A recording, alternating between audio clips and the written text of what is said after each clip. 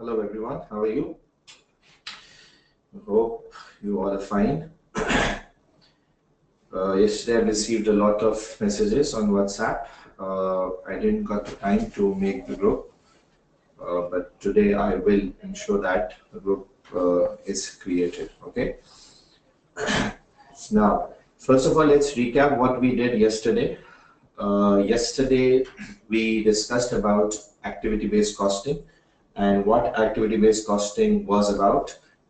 Activity-based costing versus absorption costing. Absorption costing absorbs overheads on the basis of production-related activity levels. And what production-related activity level means is that production-related activity levels are direct labor hours, machine hours, or number of units. Okay. Then we had a discussion about ABC. What ABC does. Now, ABC is a method which absorbs overheads on the basis of both production and non-production activity levels. So ABC is different in that it uses both production and non-production related activity levels to absorb the overheads. Now, ABC is more relevant, leads to more fair allocation of the overheads. Plus ABC is a one that ensures cost is controlled. It provides a good opportunity to control cost. It is useful in machine-based environment, and it covers all the overheads, not just the production overheads. Okay. Then we had a discussion about throughput accounting. Now, throughput accounting, I told you yesterday that throughput accounting is a technique that says that when there is a theory which is known as theory of constraint, which says that there is at least one limiting factor in every organization. So long run solution is to eliminate the limiting factor, but once you eliminate one limiting factor, other will arise. What is the short run solution? So the short run solution is throughput accounting. Now, what is throughput accounting? Throughput accounting is based on three concepts. First is throughput itself. The formula is sales minus variable cost, where material is the only variable cost. Okay. Number two was operating expenses. In throughput, throughput assumes that labor and variable overheads are now assumed to be fixed cost. So they are assumed to be fixed costs, fixed production costs, and it also includes the fixed overheads. So operating expenses includes direct labor, variable production overheads, and fixed production overheads. If you add all, this becomes operating expenses. Did you got it, everyone? Okay. Yesterday we had a question on throughput accounting, and that question dealt with two types of examining method. One was throughput accounting ratio. To calculate ratio, we had a formula. If the answer is more than 1, we should be making the product. If the answer is more than 1, what it indicates? It indicates that the cost per hour is less than the benefit per hour. If the benefit per hour is more, the return per hour is more than the cost per hour, then you should make the product. Otherwise, you should not make the product. Okay. Then we had a discussion about multi-product decision making, which had 4 things. Number 1, calculate throughput per unit. Number 2, calculate throughput per hour. On the basis of per hour, you need to rank. And on the basis of ranking, you need to devise an optimum production plan. So, are you all with me, management accountants? You need to devise an optimum production plan which tells how many units you need to produce for a certain product. So this is optimum production plan. Through that, we worked out the total profit in that question that was thin company. So this was the last day recap that I gave you. Now, first of all, let's do one thing. Let's first recap. After the recap, let's do one thing. Let's discuss what we had a discussion yesterday about throughput accounting, which we didn't discussed yesterday. So first of all, what I'll be doing is that we would be discussing the leftover things of yesterday. Now, one thing we are required to discuss about the concept of throughput is that throughput accounting is against keeping inventories. Now, what inventory means here? Throughput says that inventory is not a value adding asset. According to throughput, inventory is not a value adding asset. Now, what it means?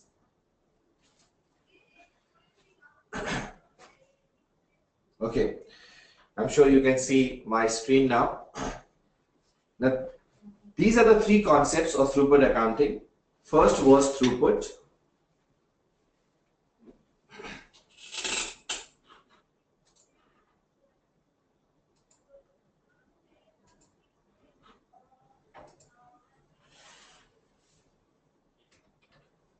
Second was, just hold on please. Just hold on.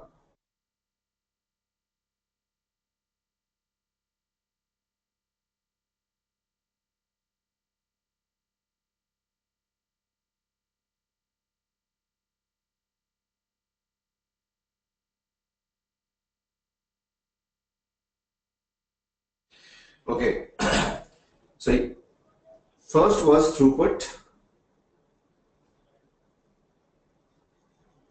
Second is inventory. And third is operating expenses, if you remember. Now, for inventory, what you need to remember, in throughput accounting, inventory is considered as a non-value adding thing. According to throughput, inventory should be valued at, you just need to note down these things, okay? Inventory need to be valued at material cost only, okay? And according to throughput, the last thing is, company should not keep inventory.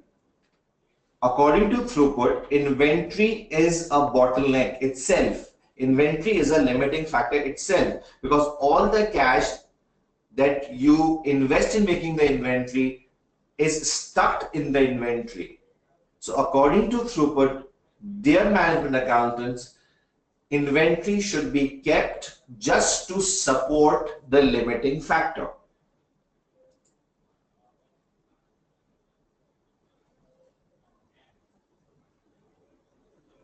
So just to support the limiting factor. Now what just to support limiting factor means? Okay. Now I am giving you example to explain what just to support limiting factor means here. So you need to understand this very carefully. This is a very important concept. Okay.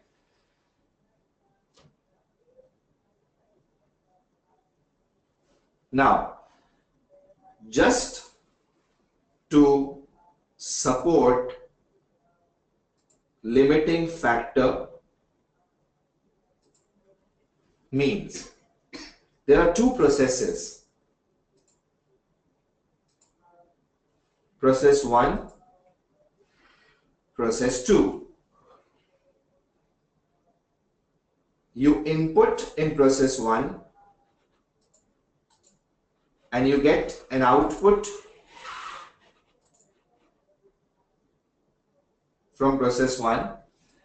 For example, you had 100 units input here and the output you got is 100 units here.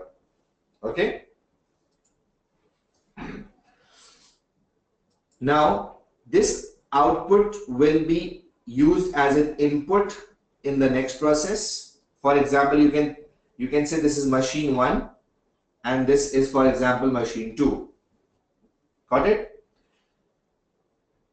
So the input of machine 2 is only 80 units. Now, if I ask you one quick question here, very quickly respond me. If machine 1 makes 100 units and machine 2 makes 80 units, as you can see here, can you very quickly tell me, what do you think, which machine is a limiting factor? Quickly, I need answers. Which machine is a limiting factor? You need to be very fast. Okay, machine 2, one that makes 80 units, machine 2, perfect, you're going good, perfect, you're going good. Now machine 2, my friends, will be classified as a limiting factor. The reason behind that is the machine 2 can manufacture lower units and will be a one that would act as a bottleneck in maximizing the profit. Okay,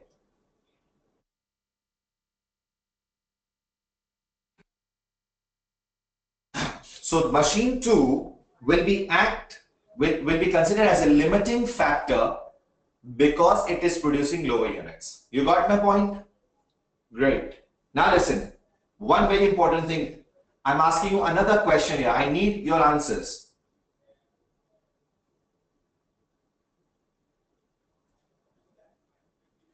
Is underutilization acceptable in machine 1? The same question is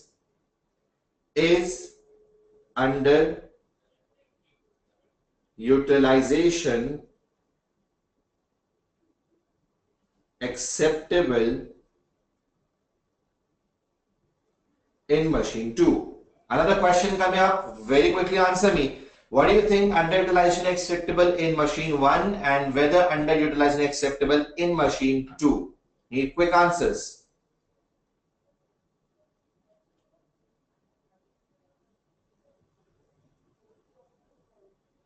Okay, good. Come on, I need more answers. Is underutilization acceptable in machine 1 and is underutilization acceptable in machine 2?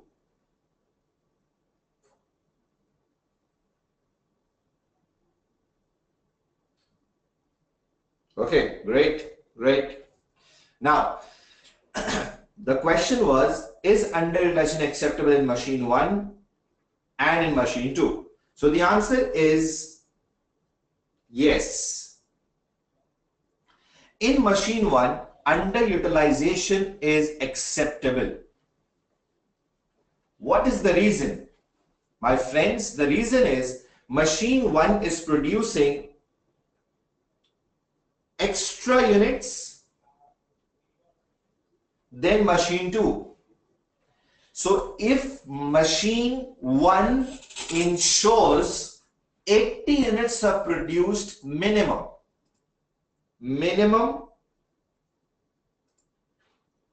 80 units are produced,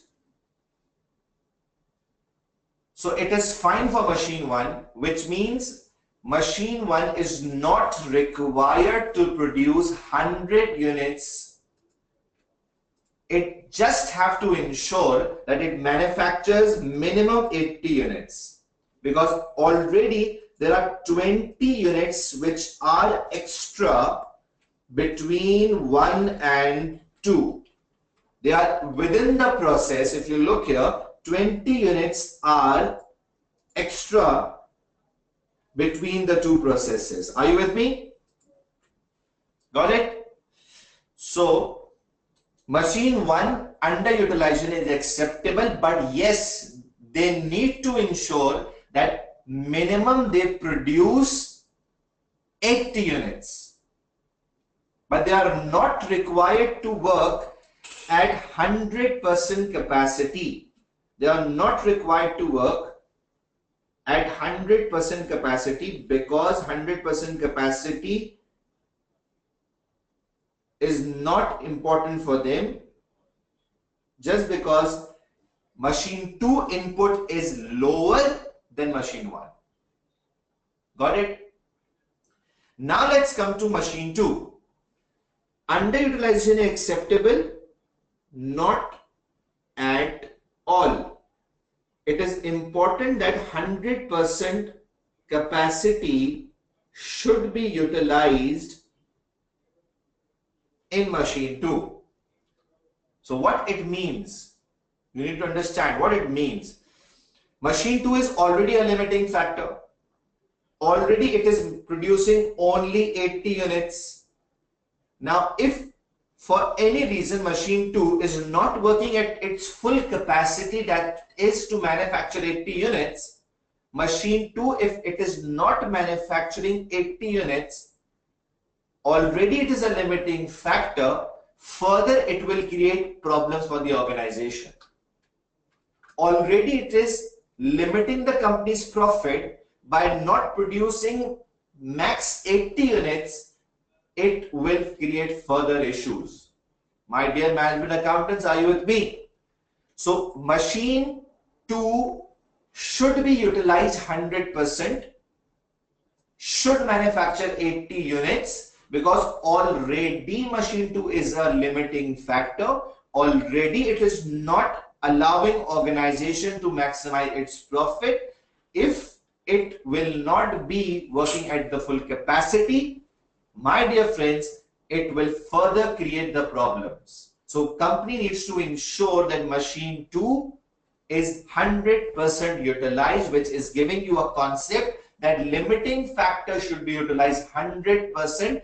Anything which is not a limiting factor like machine 1 does not has that condition of 100% utilization. So for machine 1, it's not a condition. For machine 2, it is a condition. You got it? I'm sure this must be clear. Now, my friends, a very important concept, the last one. Throughput is against keeping inventory, but it allows keeping inventory just to support the bottleneck, which I can say prior to bottleneck. So it says that prior to bottleneck, prior to limiting factor, company can hold inventory. According to throughput, it says that if you want to keep inventory, first of all, it discourages. But it says if you want to keep inventory, you keep inventory just prior to bottleneck, in order to support the limiting factor, in order to support the bottleneck resource. So if you want to keep it prior to limiting factor. You got it? Now why is that? To ensure that machine 2 never stops. For example, for any reason, machine 1 is temporarily not working. There is a temporary shutdown in machine 1, for example.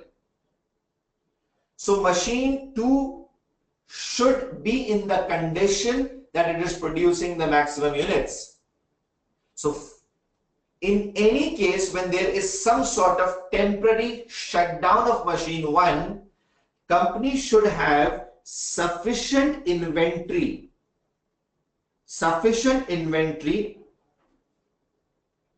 prior to bottleneck, so that machine 2 is working at its full capacity. You got it?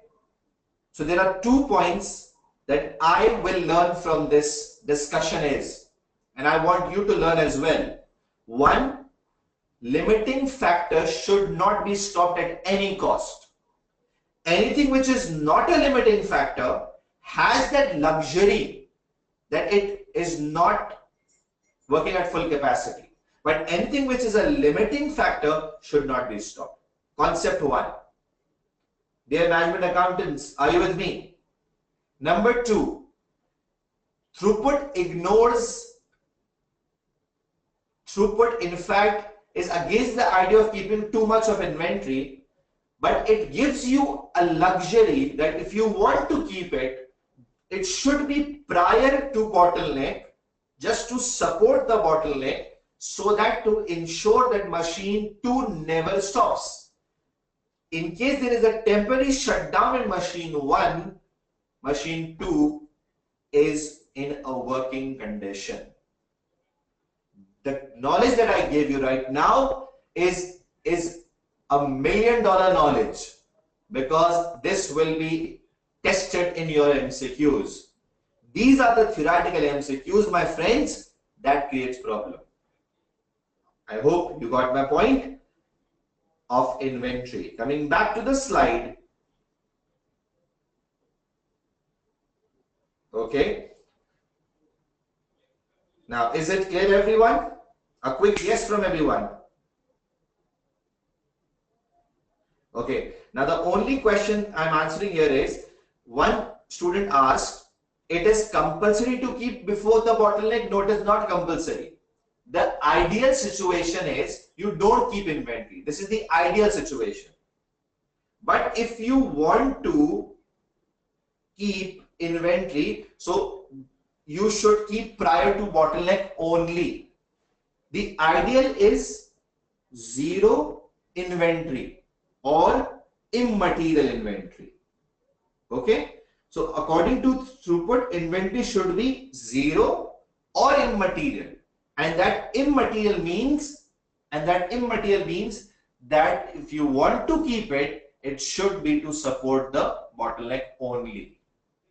So the only permission throughput gives is to support the bottleneck.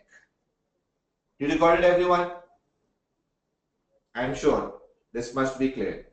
Now let's move on to the last area of throughput accounting, and that was ways to improve TPAR.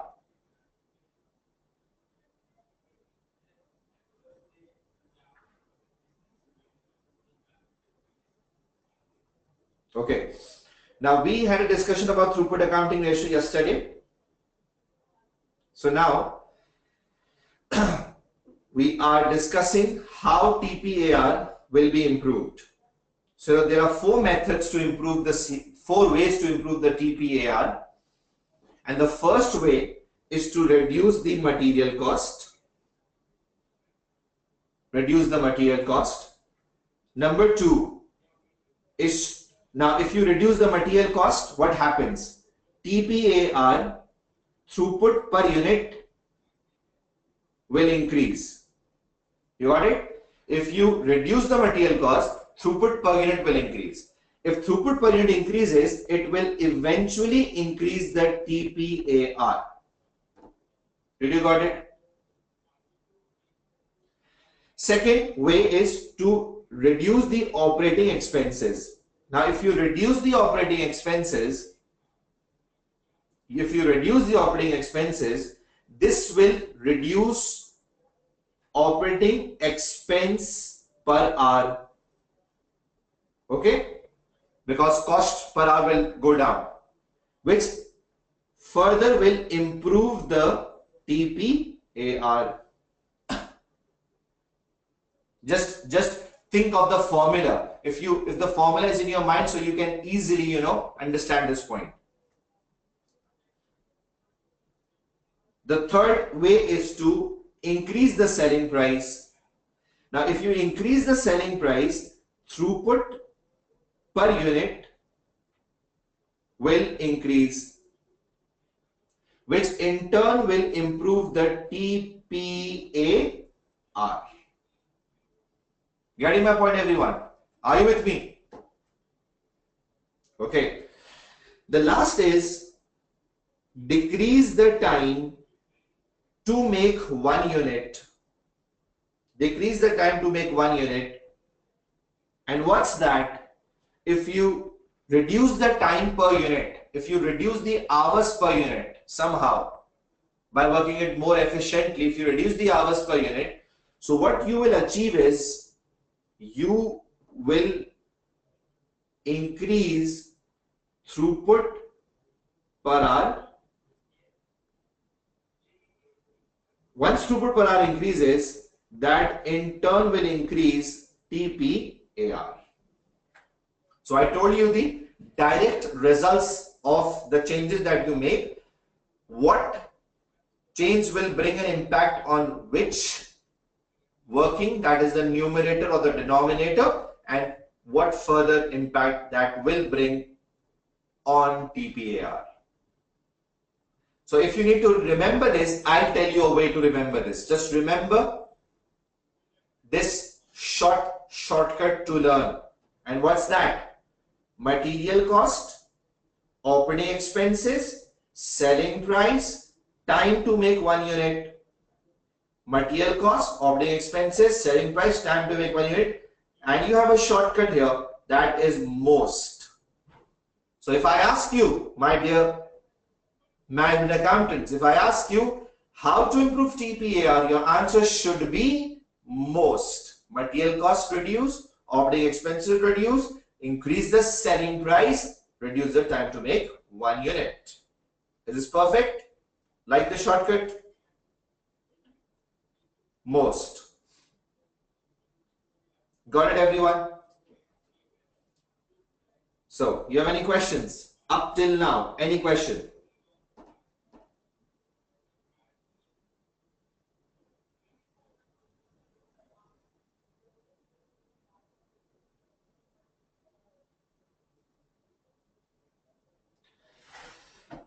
Okay.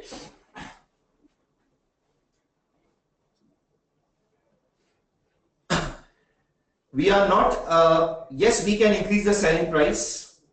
One of the question is, so yes, we can increase the selling price depending on the market conditions. If the market is not allowed, so we cannot. Okay.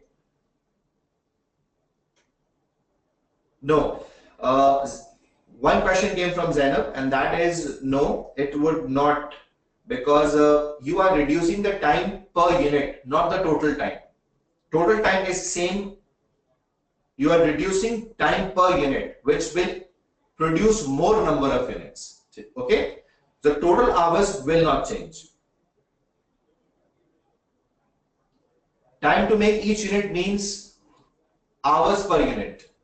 Hours per unit. If you reduce hours per unit, so if you just recall the formula, it's throughput divided by hours per unit. So if you reduce the hours per unit, so throughput per hour will increase.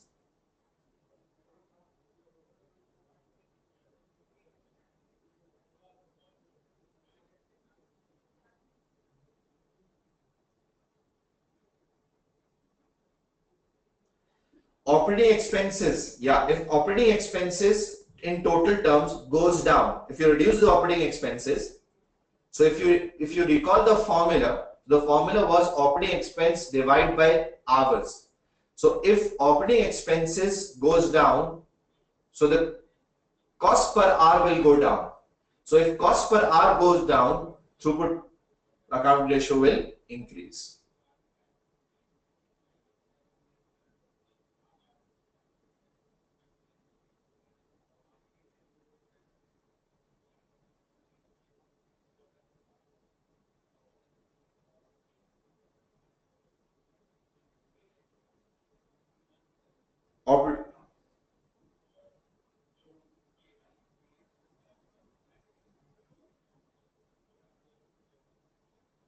Yeah, if it's one thing is in minutes and second is in hours, so you need to convert that.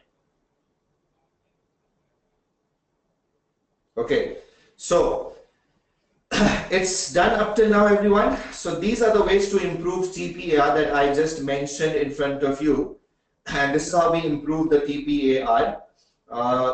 If you just recap the formula, so I'm sure you'll get to know how TPAR will be improved by the technique of most. So what is most? Most is reduce the material cost per unit, which will improve the throughput accounting ratio as throughput per unit will increase. Number two, decrease the operating expenses. If total operating expenses goes down, So it will reduce operating expense per hour, which will further improve the TPAR. Number 3, increase the selling price. If you increase the selling price, so definitely throughput will increase and throughput per hour will increase, which will improve TPAR. Last is time to make 1 unit. If you improve the time to make 1 unit, if you reduce the time to make 1 unit, this will improve your throughput per hour, which in turn will improve TPAR. Got it, everyone? So you need to remember the shortcut: most, material, operating expense, selling price, time to make 1 unit. Got it? Okay. So you need to remember that throughput accounting ratio, what we have learned today is that anything which is not a limiting factor is allowed to be underutilized. Anything which is a limiting factor does not have luxury of underutilization. You need to ensure anything which is a bottleneck should be utilized 100%. If you want to improve the TPAR, you need to use the technique of most, which will ensure that you increase your TPAR. Got it, guys? Now, one question that was very common yesterday after the session, and that was people were asking me how to identify the limiting factor if not mentioned in the question. So I'll discuss one very quick technique later on, hopefully today, before this session ends. I will explain you one very good way of identifying when nothing is mentioned about the limiting factor, what you need to do. Plus, I'll be giving you homework at the end of the day, today's session as well, that you have to solve for the topics that we have covered. Got it? So for the further questions, now you can text me and ask me later on as well. Now let's move on to the today's area. Yeah, one more thing I want to tell you. In my yesterday's slides, I have already included one more topic of target costing. So you can just go through that document of target costing, which I have given in the yesterday's slide, and that will give you a good amount of knowledge. And if you want to ask anything, you can message me on the WhatsApp group for that as well. I will be answering about target costing. Because of the time limitation, we cannot cover each and every topic, but I have given you the slides so that you can read it on your own as well. Any question you have, just send me a message on WhatsApp. Thank you. So the today's topic is budgets. What is a budget? Budget is a quantified plan in which we estimate costs and revenues for the coming period.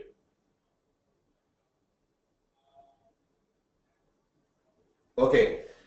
Budget is a quantified plan in which we estimate cost and revenues for the coming period, in which we decide the resources that we have to use. Now, my dear management accountants, today's class is very important. You need to concentrate a lot. You need to give your inputs. You will learn a lot. Mind you, you will learn a lot.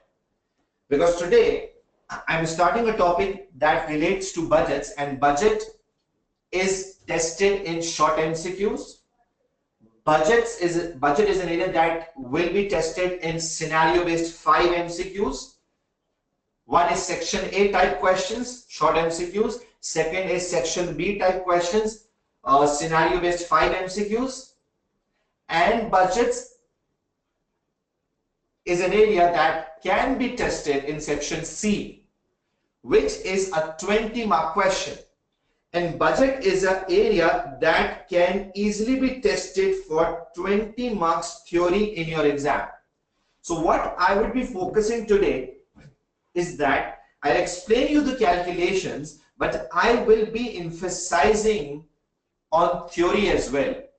This is the area of weakness that student needs to cover up. You need to cover up your area of weakness, that is theoretical answers, and I'll teach you the technique today. And I'm sure you'll love the technique, you'll like the technique, and yes, you'll give me a positive feedback and your theoretical areas will be improved a lot. So be with me, my friends, and you'll learn a lot.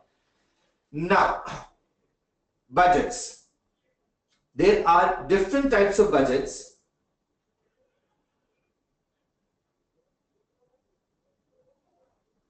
Five common budgets which are examined in your paper. Starting from the first is a fixed budget. Now, what is a fixed budget?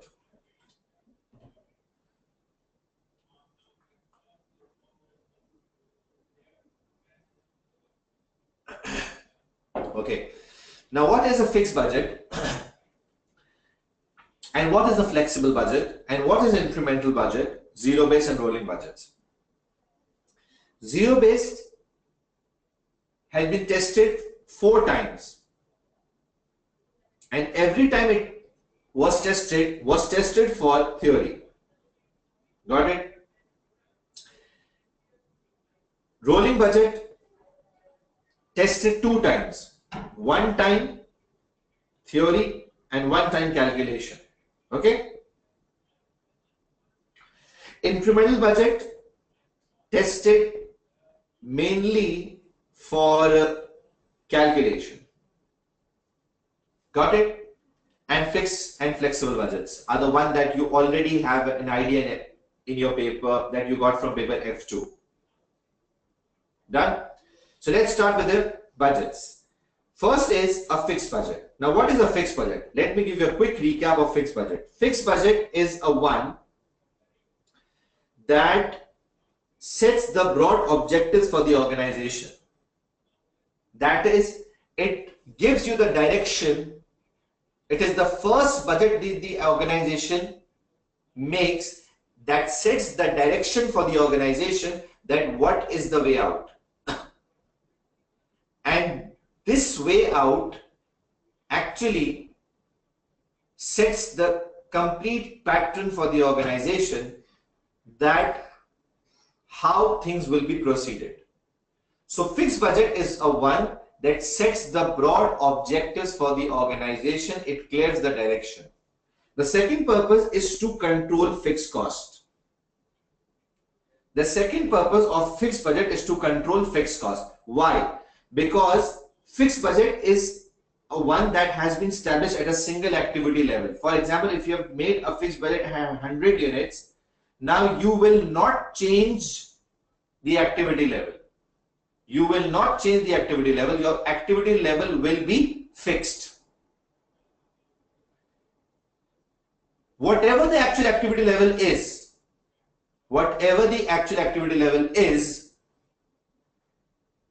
fixed cost should not be changed, because fixed cost is a cost that remains constant irrespective of the actual activity level. So my dear friends, fixed budget second purpose is to control fixed cost. And why is that? Because fixed cost will not change. Whatever budget you have established at, for example, 100 units, whatever your actual is, fixed cost should not change. So that is why fixed budget is used for controlling the fixed cost. Got it? Okay. So fixed budget is the first budget that the organization makes. You need to remember this. Single activity level it is produced. Objectives, broad objectives are established, and it is used for controlling the fixed cost. Done?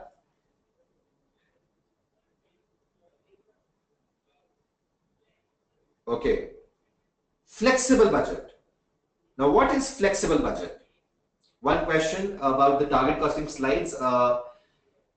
Yesterday's handout includes the target costing slides. So if you have the yesterday's one, so you will get it. Otherwise, if you don't have, then I can provide you as well later on. Okay. Now, any budget which is produced after the fixed budget at different activity level is known as flexible budget. So you need to remember, any budgets which are produced after the fixed budget at different activity levels other than the activity level of a fixed budget are known as flexible budget. So any budgets which are prepared after the fixed budget at different activity levels are, my friend, known as flexible budgets. Got it? Flexible budget, if prepared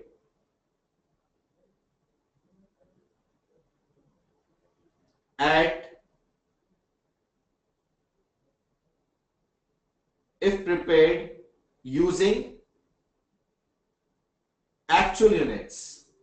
Now, the most common flexible budget is a one that is based on actual units. So if a flexible budget is prepared using actual units, so the purpose of that is controlling only.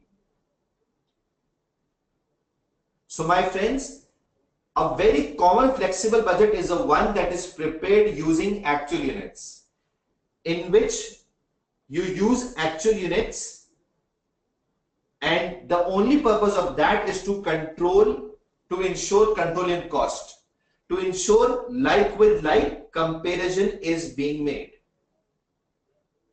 Did you got it? Let me give you a very quick example of that so that you get to know what flexible budget actually is. For example,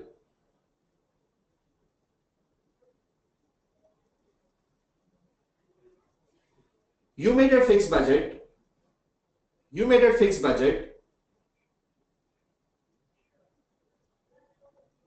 at 100 units. This is the first budget, okay?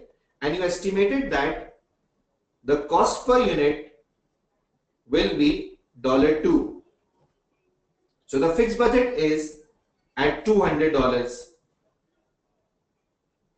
This is a fixed budget at a single activity level and will not be changed irrespective of the actual results. Whatever the actual results are, fixed budget will not be changed. Got it? Now you got the actual results at the end of the year, which says that you produced 200 units. Okay? And the cost per unit was, for example, 3. So 600 is your actual cost. 600 is your actual cost. You got it? Okay. Now, I cannot compare this 200 with this 100. Not compare. Because this is not a like with like comparison. This is not a like with like comparison. You cannot compare 100 units with 200 units. Did you got my point? So what you need to do? To ensure like with like comparison, you need to make a flexible budget. And how you will make? So learn the rule to make flexible budget and write it down. Just write it down what I'm saying.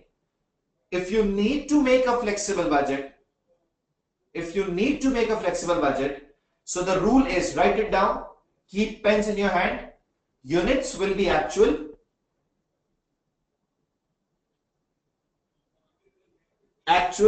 units will be actual, okay?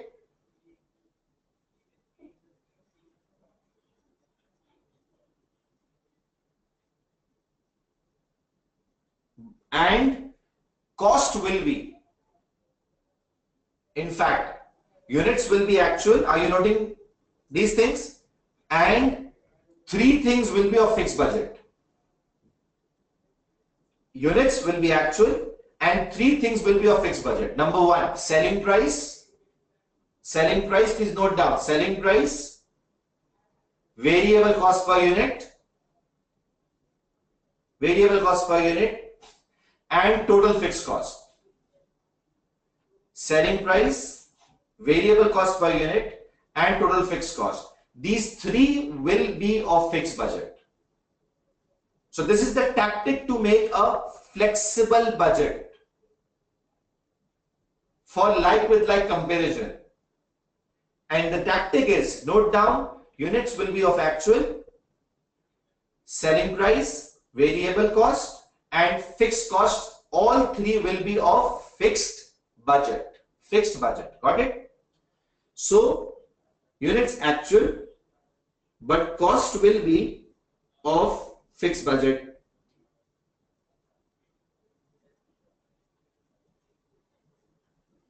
And that is $2. So the answer is $400. Now, my dear management accountants, we can compare these actual results with the flexible budget, and this comparison is a like with like comparison. Now I can compare this 600 with 400. Now I can say that 200 units cost 600, 200 units cost 600, and for 200 units the cost should have been 400. Once again, listen. 200 units cost 600, but for these 200 units the cost should have been 400. So right now this is a like with like comparison. 200 units cost is higher than what it should be, and this will be set as an adverse 200 variance. Adverse 200 variance. Got it? So this is a flexible budget. The purpose is to ensure like with like comparison. Done? Okay. Now let's come back to the slides. So the flexible budget is a one that is used for like with like comparison and is used for controlling purpose. Yes, this is also known as flex budget. So remember the name flex budget as well. This is also known as flex budget when you produce at the actual units. Okay, flexed budget. Now, incremental budget. Now, what is incremental budget? Incremental budget is a one that starts from previous period budget or previous period actual results, in which you just need to add or subtract the incremental amount. So what's the incremental amount? Incremental amount is inflation and known change.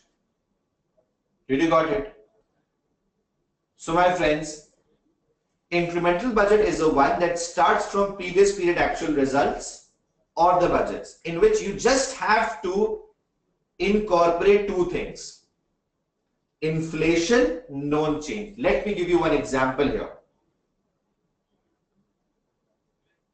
For example, there is a canteen. Okay, the actual expense of the canteen was 100,000 in 2005. This was the actual expenditure of 2005. Now the canteen manager wants to make a budget for 2006. Wants to make a budget for 2006. Now, how will the canteen manager goes about it? Using incremental approach.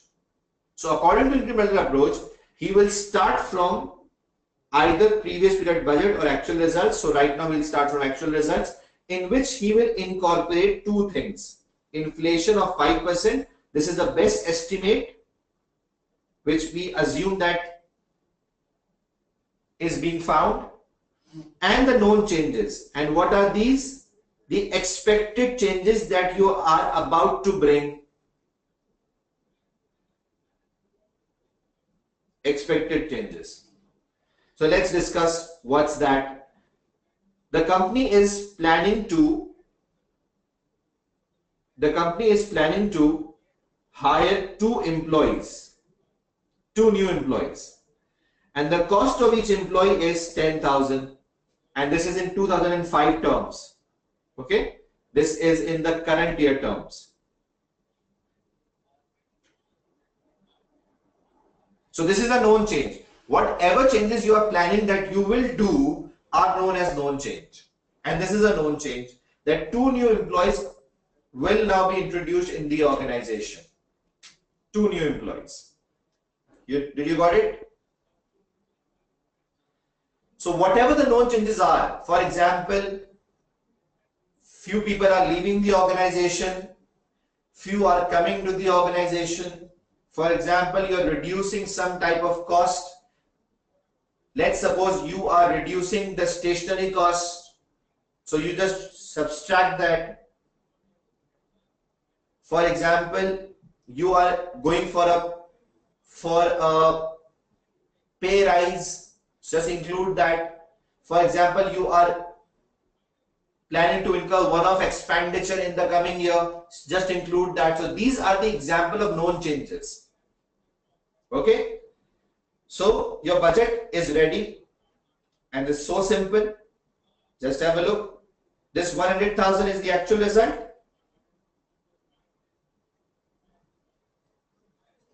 Plus 20,000, two employees.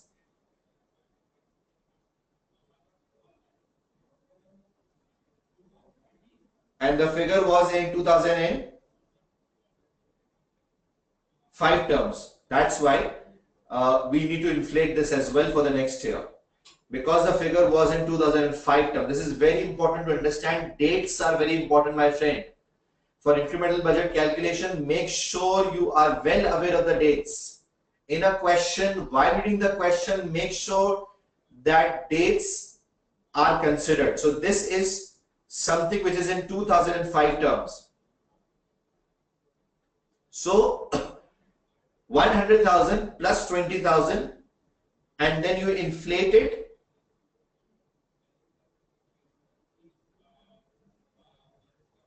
And you will get the cost for 2006. So it's quite simple. Incremental budget, if you talk about the calculation, so it's quite simple in terms of calculation, because it includes just two things, that is inflation and known change. Is the working clear, everyone? I'm sure it must be. Now,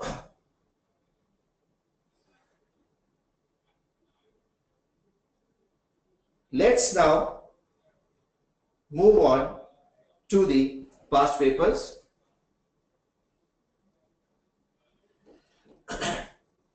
And let's solve one question using incremental budget. You just come to the section of handouts, and you have to come to a question of June 2013.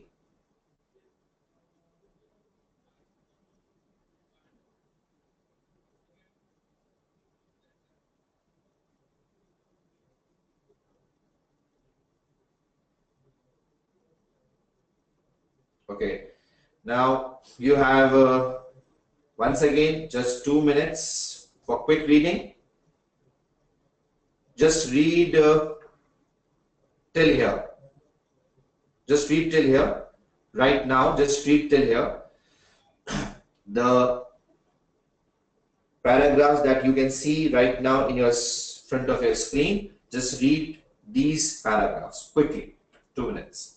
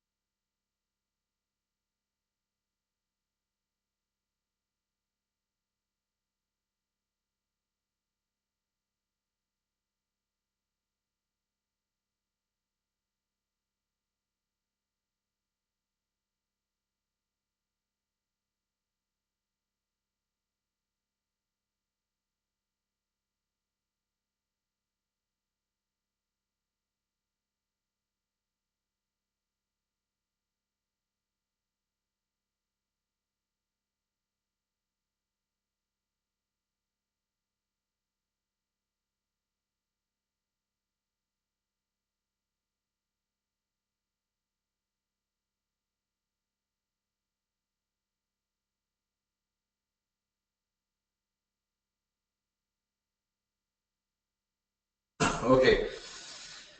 Now, just hold pen in your hands and you should have a register in front of you. I'm just telling you a few important key points for incremental budgets. So note down the key points for incremental budgets. Just write it, key points to remember for incremental budget. Okay, just note down. Are you with me, everyone? A quick yes, so that I get to know.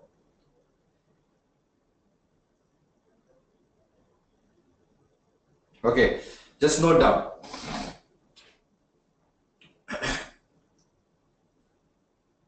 Number one,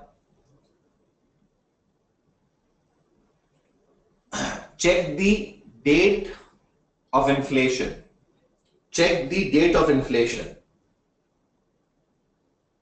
Check the date of inflation. Number two,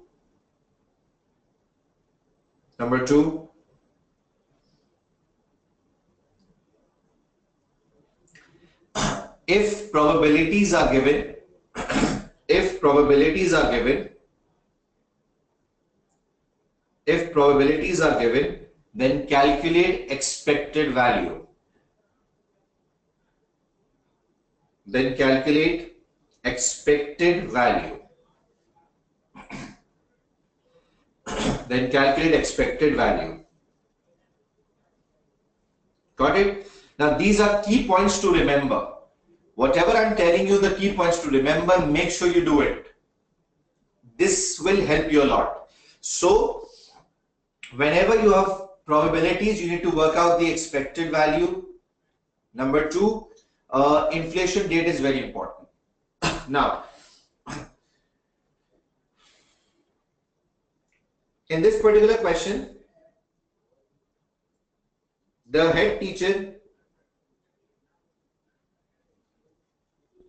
has prepared a budget for 31st May 2014.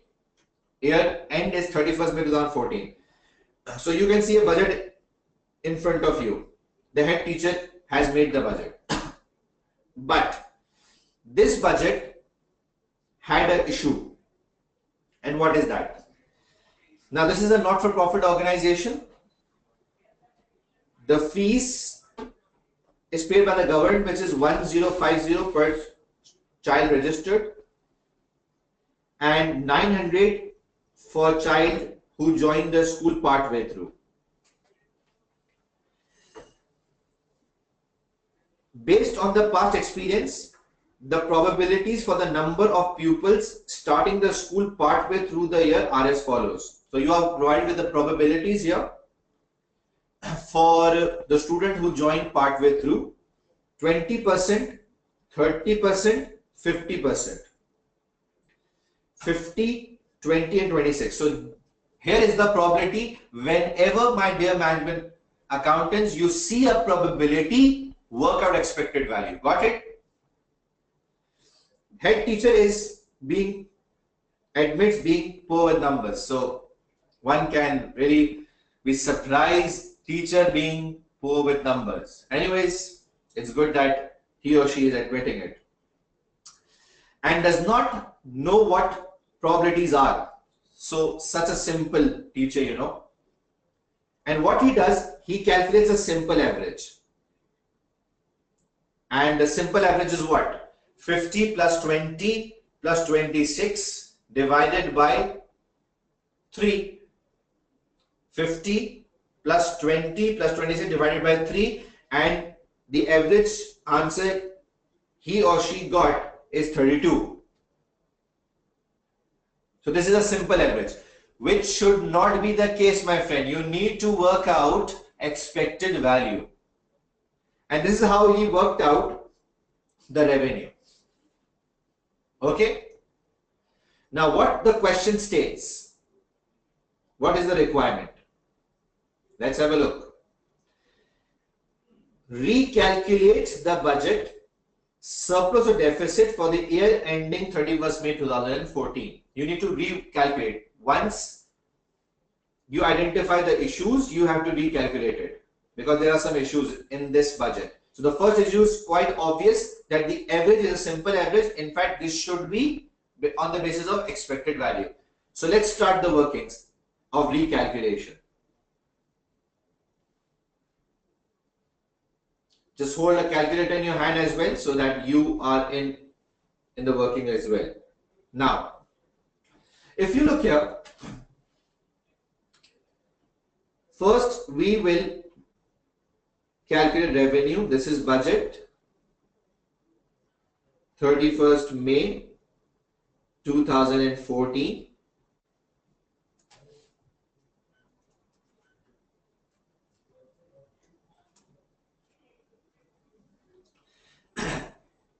And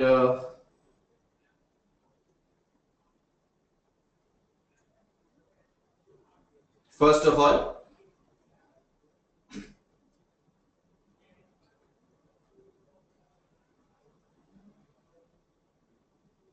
we will be calculating the income,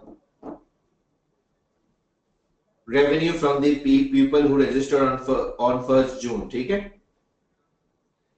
Students joining from start. The figure will be same, which is given to you in the question, 424,500. Sorry, 724,500. Then you'll add students joining late. Now, learn how to show the workings, because this is a topic that can be tested in section C. So now understand the way out as well. Okay?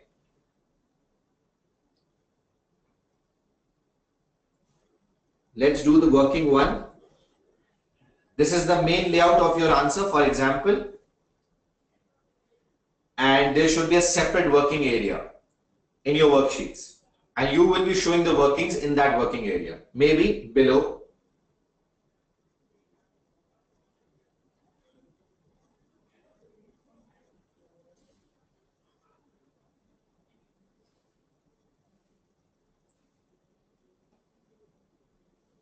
Working one reference, the same, so that examiner can find out.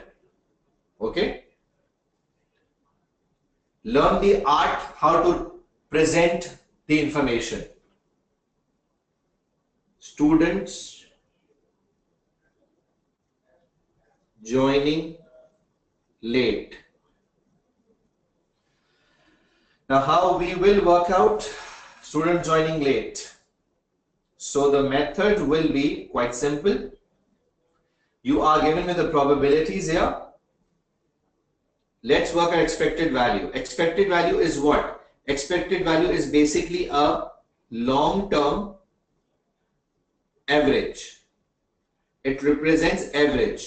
So this is a long-term average. Okay? How we work out expected value?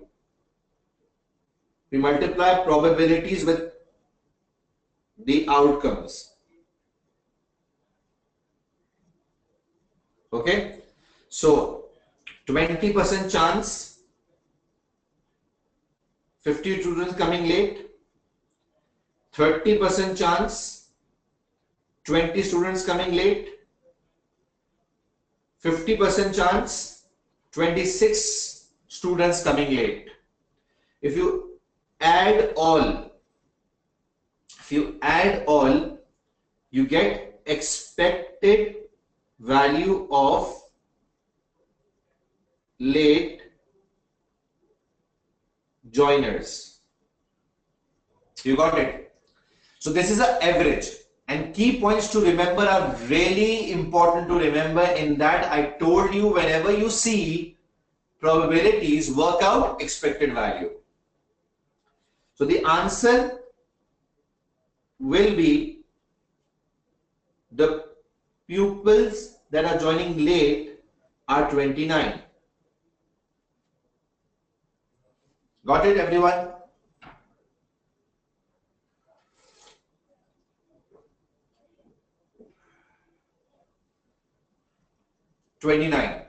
This is expected value. This is a long-term average. Okay. Now, using this working one, let's work out the revenue. 29 multiplied by the price of late joiners is 900, I guess. So the revenue from late joiner will be 26,100 and the total revenue will be 750,600. Got it? Working one, you can see here 29 multiplied by the price. Now let's come to cost.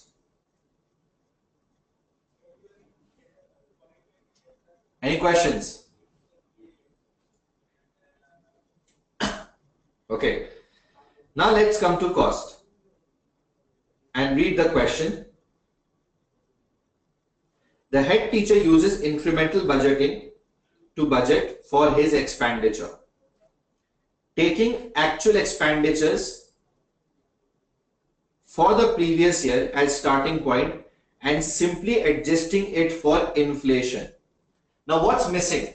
You being a management accountant in the examination, what you'll think spontaneously is that something is missing. And what's missing? The missing thing is, my friend, known changes. The head teacher has just incorporated inflation and not the known changes. If you can see the workings here, it's quite clear. These are actual figures of May 2013 with only inflationary adjustments done with no known changes incorporated, and that are mentioned in the notes below.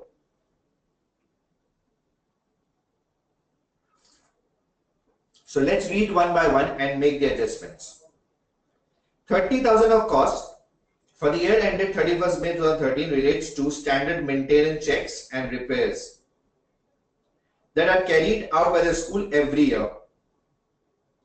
These are expected to increase by 3% in the coming year. Now this 3%, people do confuse a lot. This 3 and this 3% is same. This 3 inflationary and this 3% is same. Okay. In the year ended 31st May 2013, 14,000 was also spent on redecorating some of the classrooms. In the previous year, 14,000 was spent on redecorating the classrooms. No redecorating is planned in the coming year. Now this is a known change. If there is no redecorating cost, just remove it. Why need to include it? Just remove this redecorating cost, because this will not be incurred in the coming year. So you just remove that cost and then inflate it. So I'm not against the inflation aspect here, but I'm against why redecorating costs has been included again for the next year. So what we need to do?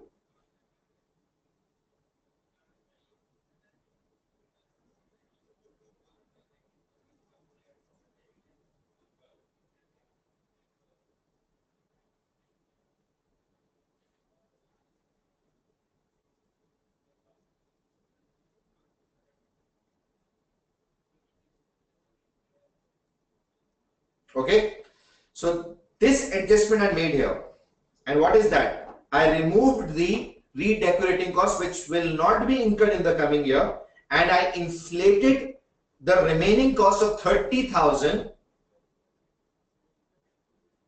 using 3% inflation rate, and that would become 30,900. So you got my point.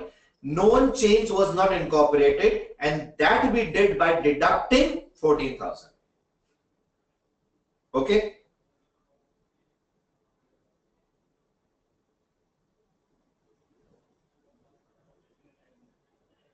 Got it, everyone?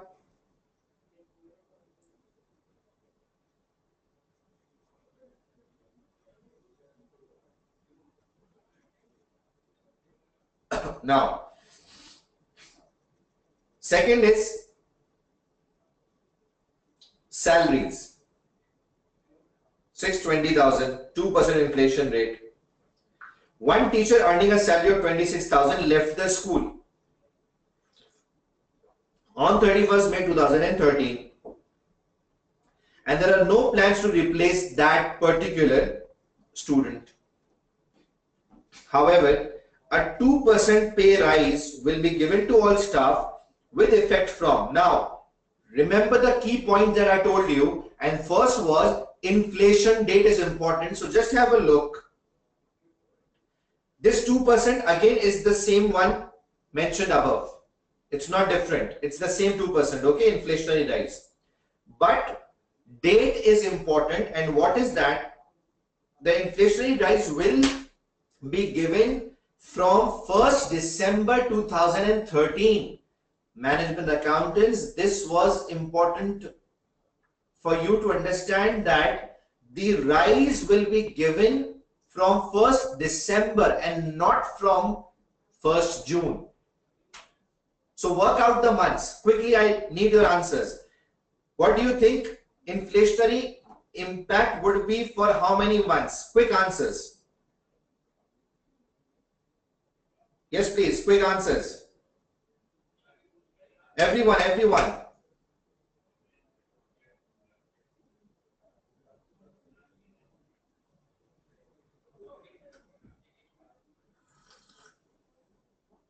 Okay, 8 months. Someone said 8 months. Majority are saying 6 months.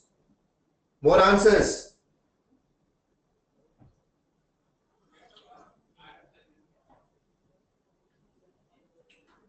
Okay, perfect. Now,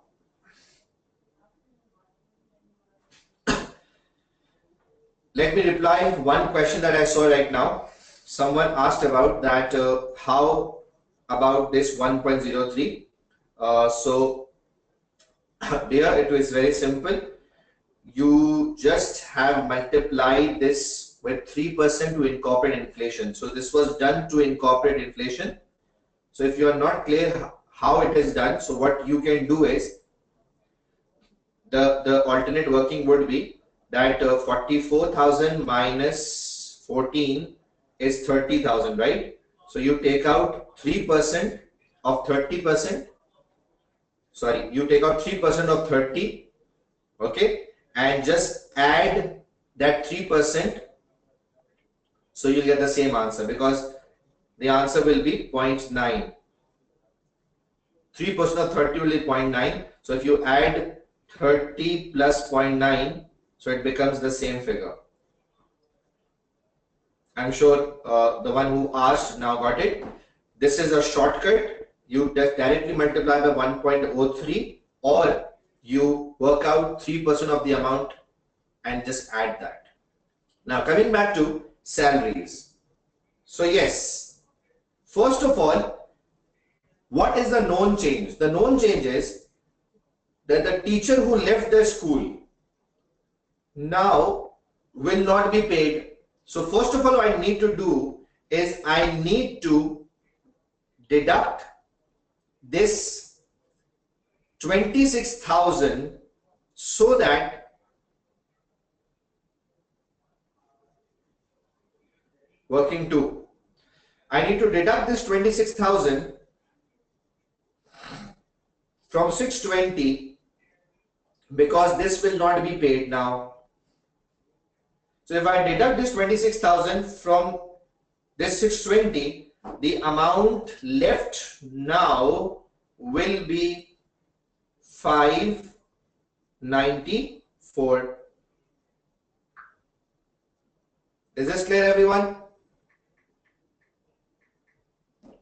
Now, I need to inflate this.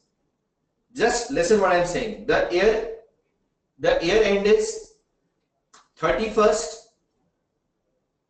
May 2014. Budgeting year is starting from 1st June 2013 till 31st May 2014. This is the budgeting year. Okay. Now, the question says that inflationary rise will be from 31st, sorry, from 1st December 2013. Just count the months.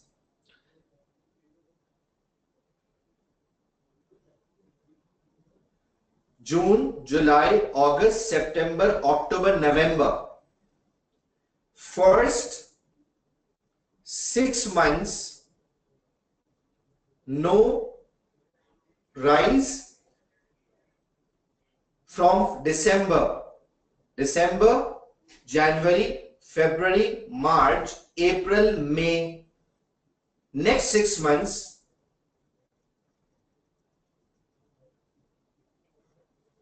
there will be a rise. So first 6 months, no rise. Next 6 months, there will be a rise. So what I'm going to do here, 594,000 divided by 12 months multiply by 6 months. I am separating the figures. Getting my point? I worked out 6 months salary and that came 297,000. 297,000. Did you got it? So first 6 months salary will be 297,000. Are you with me, everyone?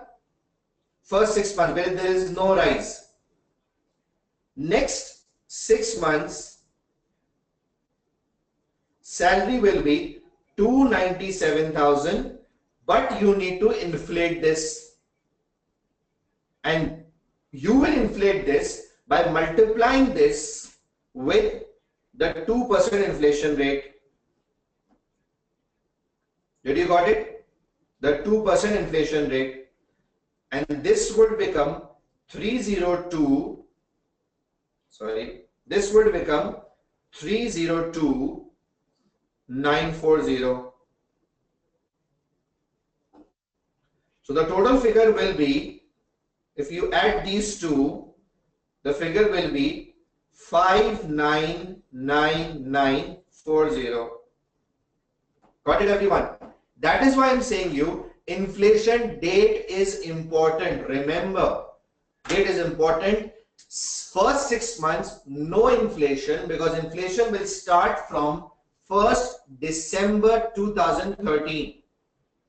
So the inflationary rise will come for the last 6 months only.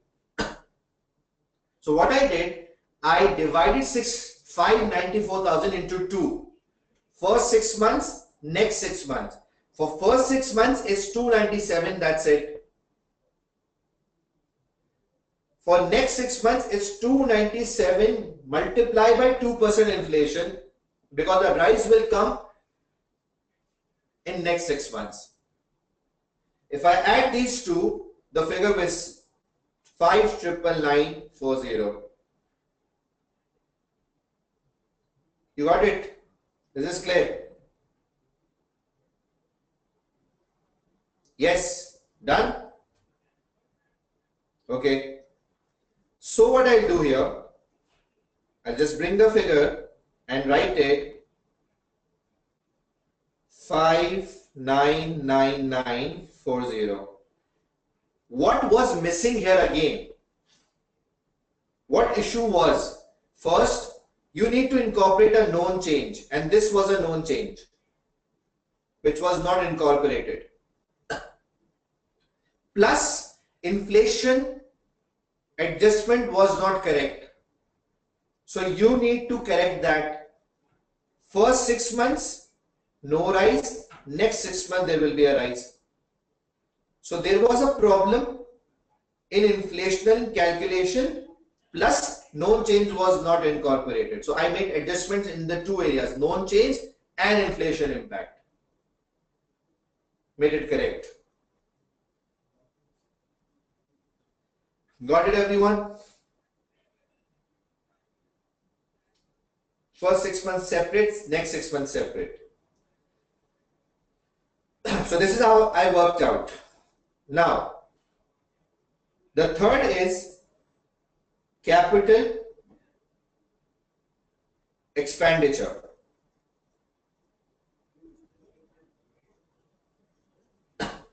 What I need to do here, let's move on to working 3.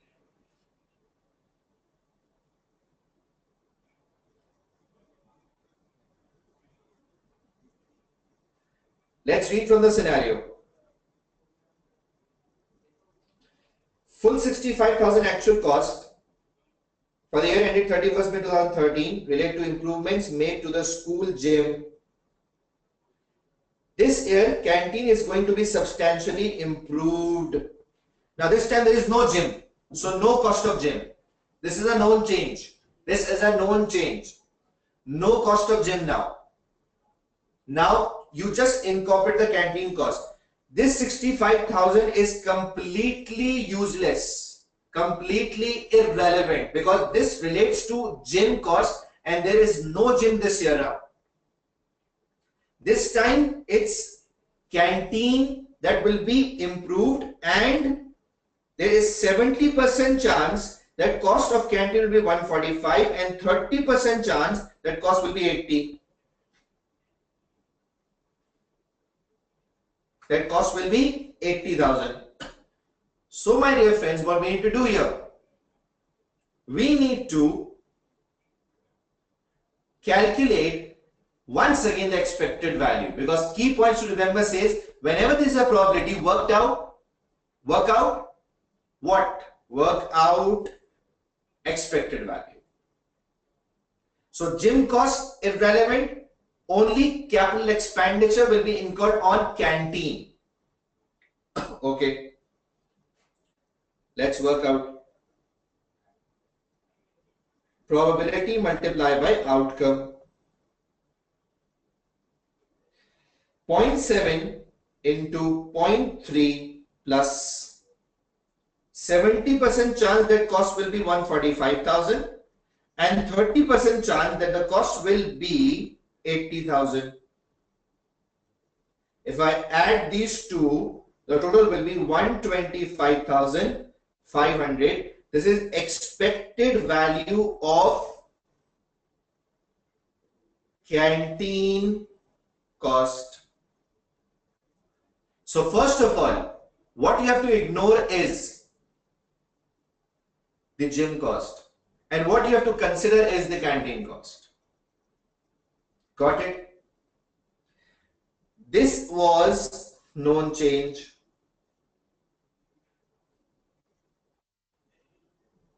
Now question comes in the mind, what about inflation? Do we need to inflate it or not? A quick answer from you people. Do we need to inflate this by 6% or not? Very quickly. Waiting for your answers.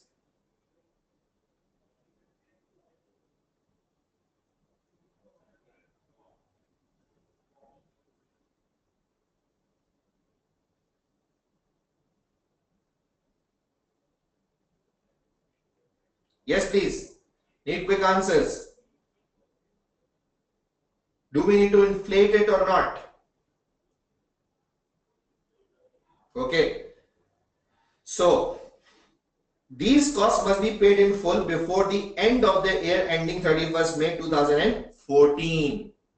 So, we do not have to inflate it because the date says that these are already in 2014 terms. So, my dear management accountants, you do not have to inflate here. It's already in 2014 terms. So don't inflate. Don't inflate it. Got it? Don't inflate it because the date says, check the date. The date says it's already in 2014 terms. So no inflation, which means this is already inflated. Got it? No inflation here.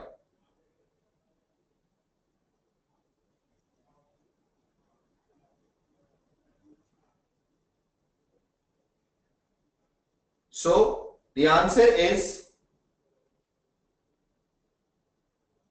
125,500, and you will work out the deficit here, and the deficit is 5740. So this was how we need to work out for incremental budget. Date is important. You didn't have to inflate this amount because this was in 2014 terms, not in 13 terms. In this, it was a 6 months inflation only. Date was important here as well. In all three cases, there were known changes, problems that you incorporated, and you got a deficit of 5740. Whenever you see a probability, my dear friends, just work out expected value. Is this clear? Okay. So, this was the question that we solved, and we saw a deficit of 5740, as you can see here. I'm sure you learned the format. Show the workings in a separate working area. Give the references here, like this. And your main working should be here with references being given so that the examiner can review the workings. Show logical workings. Got it? Now coming back to the slide, incremental budgets, last thing. Incremental budget, the critics says that incremental budget has big issues. And what are the issues? Disadvantages. Uneconomic activities. All those problems which were in the last year will easily be incorporated into the next year. Now, this is the biggest flaw of incremental budget, because guys, you start from where?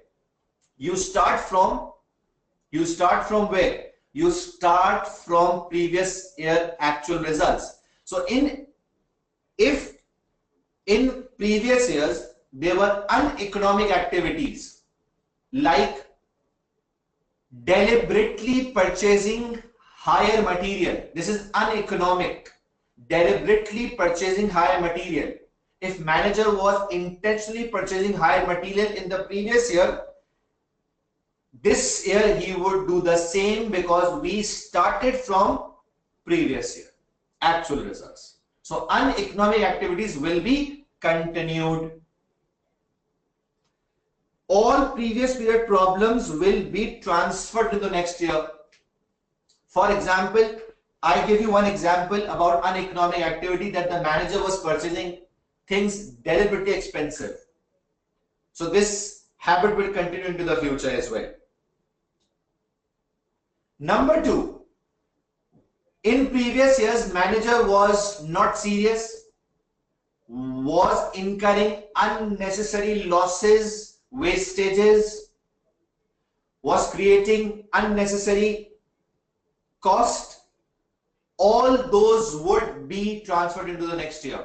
All previous problems will be transferred to the next year, because you are starting from actual results. And remember, my friend, there is no question being raised for actual results. Let me clarify you this point very clearly, that using the example, this one, no justification was required for this 100,000. No justification was required. Nobody will ask you why 100,000 again. This is a flaw of incremental budget. The only thing that you need to justify is inflation and known change. That's it. Nothing more will be justified. Because there is no question being raised about the past figures, this creates a huge problem, and this creates a problem that previous issues will be incorporated, uneconomic activities will be transferred into the next year, and that is why this is known as inefficient form of budget. That is why it is said that it leads to inefficient form of budget. Did you got it? That is why this is known as inefficient form of budget, because previous issues are incorporated in the next period. But still, people who believe in incremental budget says incremental budget is useful. Why and when? It is useful when conditions are stable. When conditions are stable, it is useful. So remember, it is useful in stable conditions.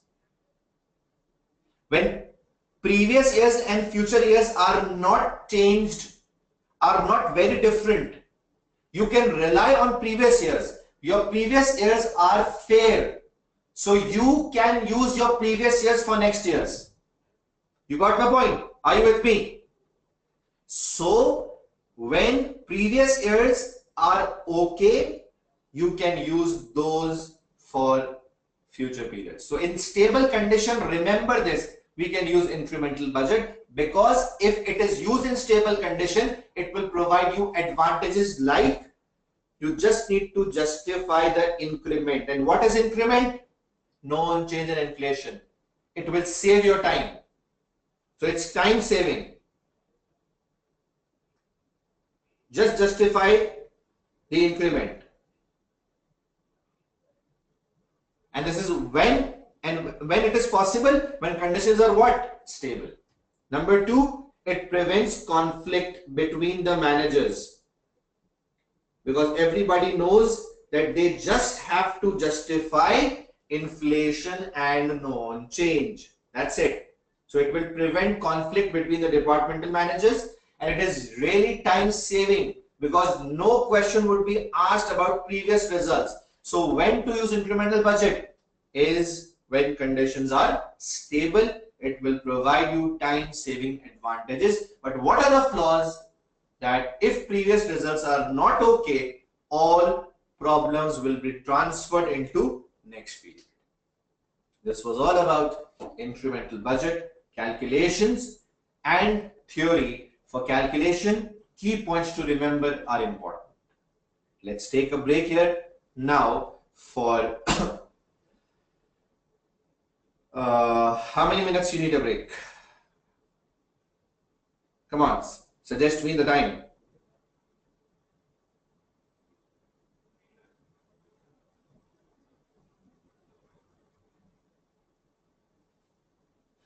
Okay, the majority are saying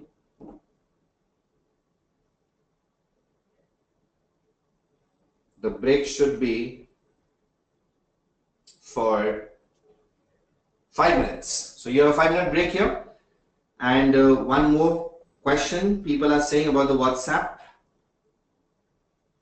My WhatsApp number, okay. I'm writing it down here. So just note it down and do send me the messages so that you get up-to-date information. The number is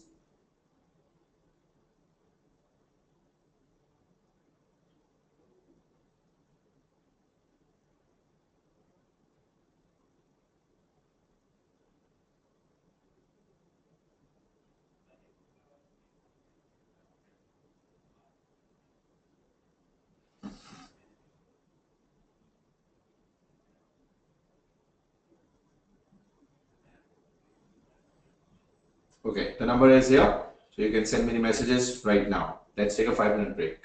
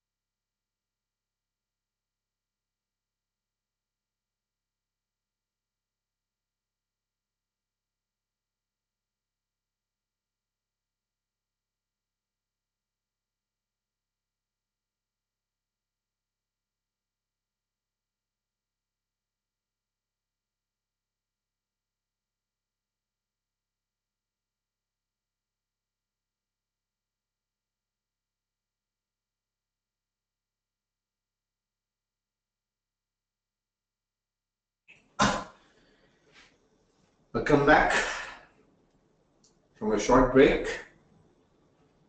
I hope it would have refreshed you. Now, I was answering a lot of questions the people were putting on the WhatsApp. It's good that you are asking more and more questions. The more you ask, the more your concepts would become better and better.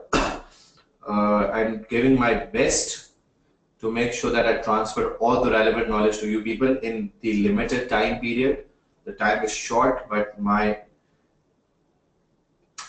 what I'm planning is that I transfer all the relevant, important knowledge to you for this June 2017 attempt. Whatever issues you have, you can contact me whenever you want to, and I'll reply you pretty soon. Now guys, let's move on to the next budget, and this is very crucial one, naming zero-based budget. Now the time has come to discuss how zero-based budget is tested in the exam, and this question will give you a very good grip over theory. This is the best way to learn theory. This is the best way to understand theory. And I'm sure you'll like it. So do give me your feedbacks once I'm done with it. Now, zero-based budget, completely opposite to incremental. Why? Zero-based budget is a budget that starts from a base of 0. It assumes that each activity is being undertaken for the first time ever. First time ever. So it assumes that each activity is being undertaken for the first time. You got it? That is why every activity needs to be justified. Listen, even if you are performing an activity since last 10 years, zero-based budget, when you come to zero-based budget, it will assume that this is the first year of the activity. It starts from a base of 0. Nothing of previous will be considered. Did you got it? And it assumes that every activity is being undertaken for the first time and need to be justified. You need to justify everything. Every activity needs to be justified. You got it?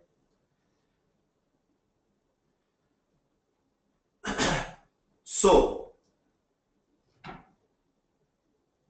this is the basis of zero-based budget. Everything needs to be justified as if it is being undertaken for the first time. Now, there are 3 steps. First, let's read the steps and then I'll explain you through one example. Define a decision package. I'll tell you what is that. Evaluate and rank each package. On the basis of ranking, allocate the resources. Okay? You got it? So let's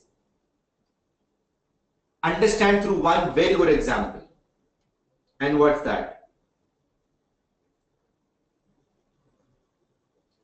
Canteen. Just assume the same canteen manager who used to make the budget using incremental now has been asked to make budget through zero-based approach. So he'll be shocked. He'll say, what happened, man? Last year round, I was using incremental budget and I didn't have to justify any previous thing. All of a sudden, why you are asking so much? So we'll say, dear manager, the budgeting methodology has changed and now you have to use zero-based budget. the manager would say, hello, since 10 years I am running the canteen. But you will say, hello, this is zero based. We'll assume that this is being undertaken for the first time. Are you with me? So now the canteen manager needs to make a budget using zero base. So first of all, what he needs to do, he needs to construct a decision package which includes what? Number one, purpose of canteen. Number two, alternatives of canteen. Number three, consequences of not having canteen. Are you getting my point? So decision package tells the entire purpose of the activity, why the activity is important, why it is important. It covers each and everything. As if this is the first time. So decision package includes the purpose, the alternatives, and what will happen if there is no canteen. So this is decision package. And remember, this decision package will be prepared for each and every activity. Whether it is a maintenance activity, it is a warehousing activity, it is a canteen activity, it will be established for each and every activity. Got it? Okay. I'm sure you got what decision package is. So first step is to make a decision package. But remember, this decision package includes two things. Incremental package, mutually exclusive package. It includes two things. Decision package includes two things. Many would be hearing this for the first time in life. I'm sure about it. Many of you would be hearing this for the first time. So listen. It includes mutually exclusive and incremental package. What is mutually exclusive? Different ways of achieving the same result. Different ways of achieving the same result is mutually exclusive. For example, we can provide canteen services in-house and also we can outsource it. This is mutually exclusive. Whether you provide in-house, whether you outsource it, either of the one you select is useful for canteen. Mutually exclusive. Example is different alternatives of achieving the same outcome. Different alternatives of achieving the same outcome is mutually exclusive. So, in-house service or outsource, you will decide by doing cost versus benefit. So understand the basic point. Mutually exclusive is one that deals with different ways of same outcome. Got it? You can get the canteen services in-house as well, or you need to outsource. You select by doing cost versus benefit. This is mutually exclusive. What is incremental package? Incremental package includes two things. Number one, the basic package. Number two, the additional package. Now, what is the basic package? The basic minimum required in the canteen. The basic minimum required in the canteen, which will make a canteen look like a canteen. So what essential things a canteen should include? Come on, I need suggestions from you people. What minimum should a canteen include? Quickly. What minimum a canteen should include? Okay. Need answers, come on. It's time for food. Guys, it's time for food. And we are much more interested in food. Food, drinks. Talk about eating items, not the stuff and the furniture. I'm talking about the eating items, eatables. Okay. Minimum things that are required in a canteen, people are suggesting people need drinks, tea, carrot. Why carrot? French fries, biscuits, snacks, burgers. Now this is including everything. I am asking about the minimum ones. Okay. Now, good suggestions. Thank you very much.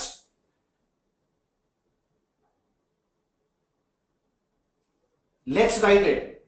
Basic things required in a canteen. For example,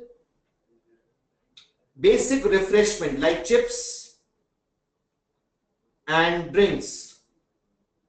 So this is basic package. Basic package is the minimum amount that the canteen will offer. The minimum amount. Are you with me? The minimum amount the canteen will offer is the basic package. In this package, basic package, there will be no question raised by anyone because this is bare minimum. The minimum is basic package. Then comes the additional package. So what is additional package? Something over and above, I repeat, something over and above the basic package is incremental package. Got it? For example, now over and above basic package is what? A canteen should have a television. A canteen should have air conditions. Okay? A canteen should have complete buffet. You need buffets in canteen. Okay? So these are known as additional packages over and above the basic package.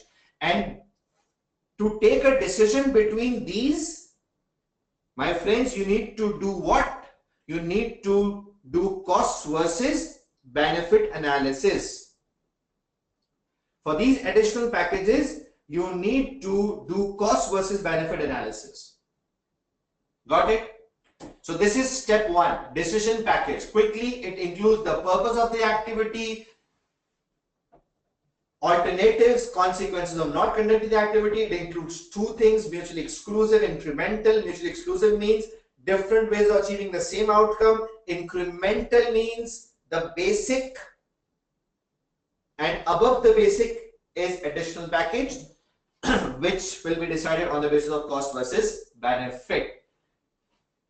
This decision package will be prepared in depth for every activity in zero-based budget. Once it is prepared for every activity in zero-based budget, then what will be done?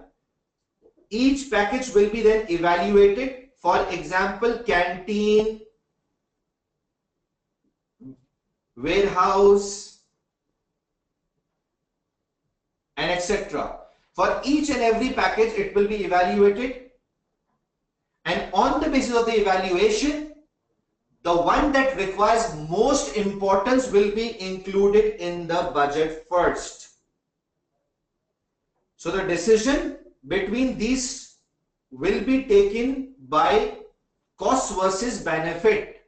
Cost versus benefit. So the decision will be taken by, my friends, cost versus benefit analysis.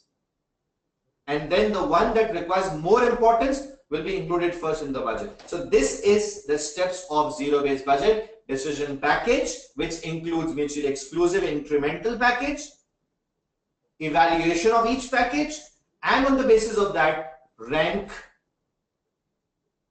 the packages and include in the budget. I'm sure you must have got this. I'm sure you must have liked this, and you got and you're clear about it. So this is basically the zero-based budget concept, which I told you right now. So you liked it? A quick yes from everyone.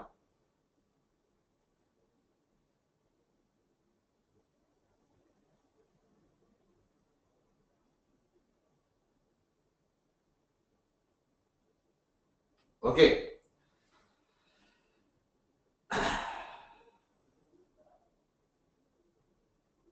Now, after getting so much in-depth knowledge what zero-based budget is offering, now my dear management accountants, let's look at the advantages of zero-based budget before moving on to the next past paper question, and that is zero-based budget leads to efficient allocation of resources. So I'm sure this is clear.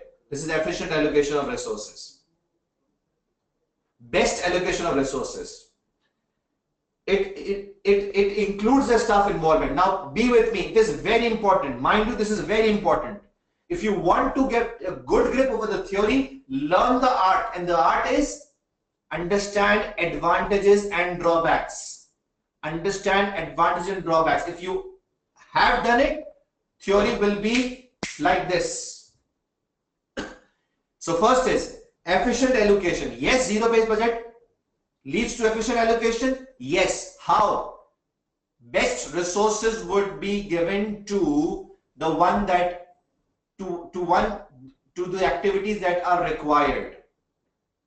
Okay. Staff involvement. Each manager will make their own decision package. So this will give you a sense of motivation that I am making my own package.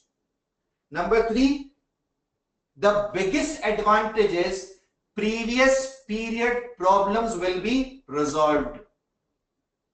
Inefficiencies of the past will not be continued in the future.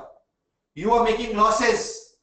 You are doing wastages in the last year. All these will be eliminated. So these are the advantages. Learn it. Learn with me. Efficient allocation, staff involvement, and inefficiency reduce. Are you with me?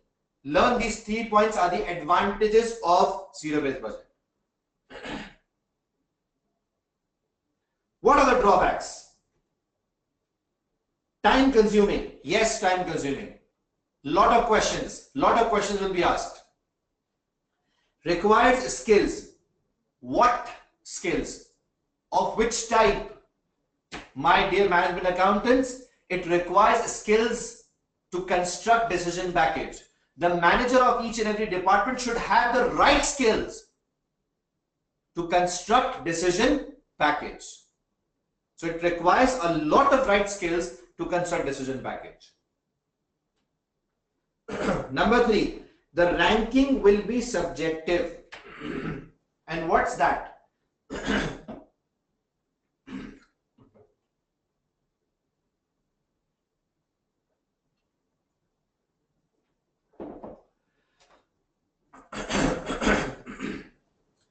Just have a look.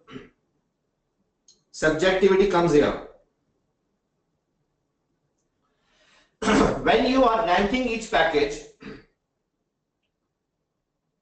there is a possibility of subjectivity. For example, manager might prefer including canteen expense in the budget first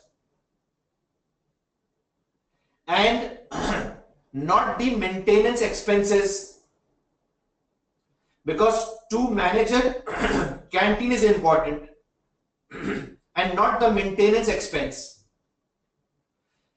So my friends, if benefits are of qualitative nature, note down the word qualitative nature. If the benefits are of qualitative nature, then ranking would be subjective.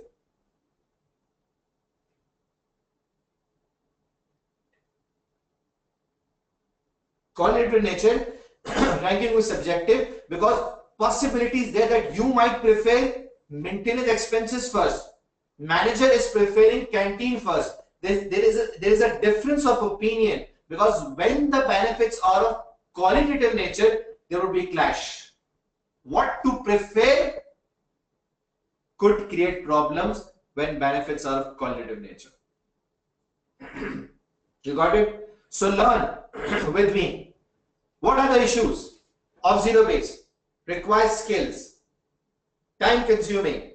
Ranking is subjective. Got it? Any issue? Any problem? Done. Ranking issue is when benefits between the activities are of collective nature, that could create conflict. Now, if you have learned all these, I need you to perform in the past paper question that we are doing right now. The last thing that I want to tell you, just write it down. That zero-based budget, just write it down. Zero-based budget is useful is useful in not-for-profit organizations. Is useful in not-for-profit organizations. And let me explain you why.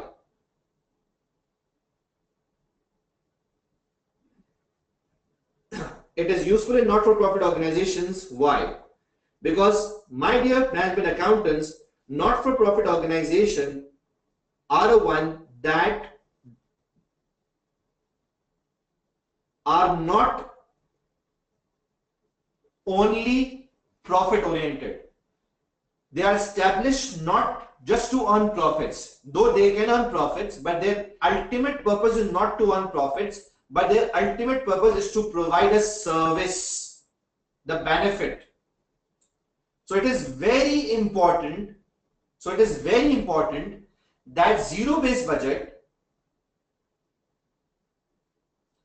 in not-for-profit organization is very suitable, because not-for-profit organization ultimate aim is not to earn profits but to control cost. And you would agree, zero-based budget provides the best opportunity to control the cost.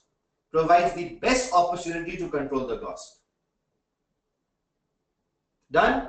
So it is useful for not-for-profit organization whose ultimate purpose is not to earn profits.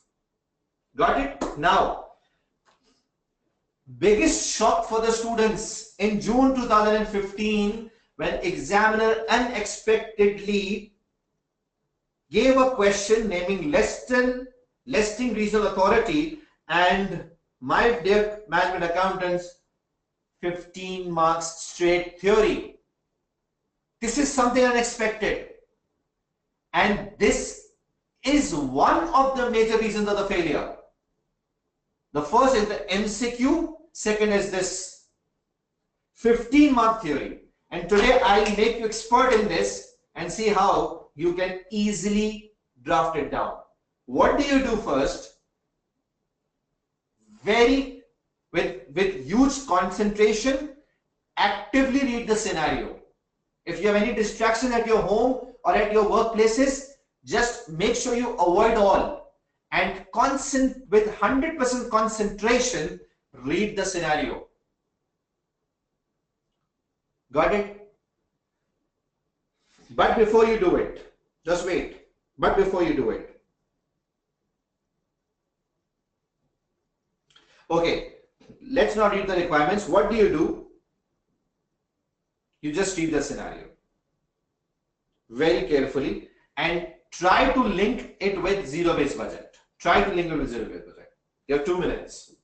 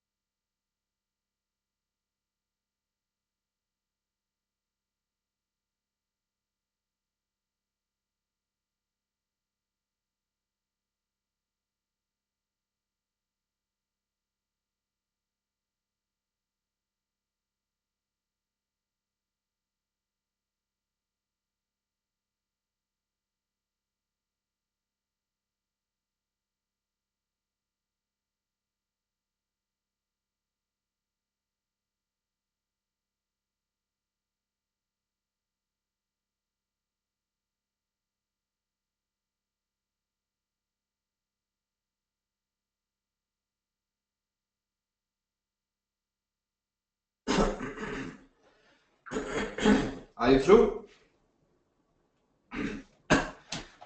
Okay, let me answer one question. Someone asked what is mutually exclusive. So mutually exclusive zero-based means different ways of achieving the same outcome. If you want to run a canteen, so different ways of running a canteen is you can in-house the food items, you can prepare in-house the food items. This is one way you can run a canteen. Second, you can outsource the food items and buy from outside and run a canteen. So mutually exclusive means different ways of achieving the same result. So if the result is to run a canteen, so you can do it by producing food items in-house or you can outsource it. So you need to select the best alternative of that doing cost versus benefit. Done? Okay. Now, let me first teach you one very important thing. And what is that? If you want to make a good grip over your theory, especially in the papers of F5, F9, F8 especially, all those deal lot with theory, you need to learn one thing, that is to break a question requirement into examinable verb and examinable object. This is the best way to deal with it. In every question, dear management accountants, try to find examinable verb and examinable object from every question. What is verb? Examples include explain, illustrate, etc. Lot of explain, illustrate, compare, briefly define, discuss, list, state, suggest, recommend. These are all verbs. And seriously speaking, for majority of the students all over the world, they are not concerned about the differences, what discuss means, what illustrate means, what explain means. I'll be sharing a document on the WhatsApp group, hopefully today, that will differentiate between these all. That is a very useful document that I will be sharing on the group, hopefully tonight, and you all will get it. And you just read that document and you will get to know the differences between the verbs. Okay? So, first identify the verb, what the verb is, and then identify for what the verb is being used. For what the verb is being used is known as object. For example, explain ABC. ABC is the object. Okay, explain throughput. Throughput is the object. Explain reasons. Reasons is the object. So you need to find out the object. And remember, this is tip of the day. This is gift from my side to you all. That if you learn the art of understanding the object, my dear friends, you can write exactly the same answer what the examiner is asking for. Because usually what we write is what we think is right, but your examiner does not think that to be right. So write what he wants, not what you want to write. So learn the art of object. Okay? Now, let's come back to the question, and I am giving you few seconds and you tell me part B I'm talking about. In part B, just very quickly write each and every one of you write and tell in part B by reading the question what is the verb and what is the object. I'm waiting for your answers. What is the verb and what is the object? Quickly.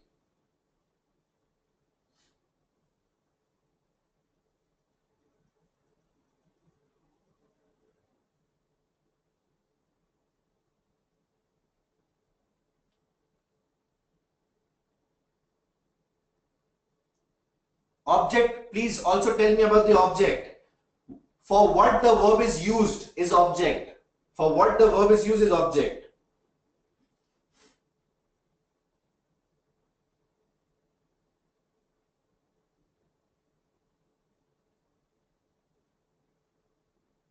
Need more answers, need more answers. Tell me verb and tell me object.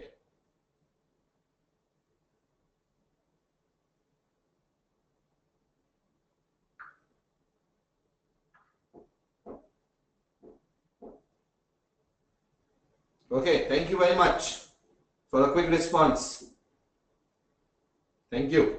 Now, discuss the problems which listing regional authority may encounter if it decides to introduce and use ZBB to prepare its budget for the coming financial year. Discuss is verb and object is problems. Problems is the object. Zero-based budget is not the object. Problem is the object. So your entire focus, my friends, should be on the word problem. While reading the scenario, figure out the problems that LRA will face by introducing zero-based budget. LRA will face by introducing zero-based budget. Are you with me? Got it? So figure out the problems only that LRA will face using zero-based budget. So what problems LRA will face? Now, if there is mentioned about the scenario name in the question, if the question includes the scenario name, make sure you have to link it with the scenario. I repeat, if the question uses the name of the scenario, learn the trick. You have to link that with the scenario. Got it? So yes, it has the name. So you have to link it with the scenario. Okay? 9 marks. These sort of questions are known as application based, and most of the students are weak in this particular area. Application based. You got it? So let's apply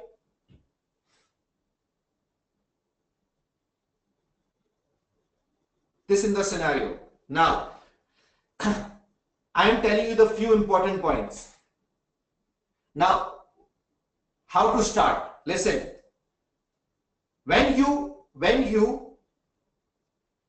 heard about the verb discuss, or when you read about the word discuss and you found the object was problems, one thing should come in your mind.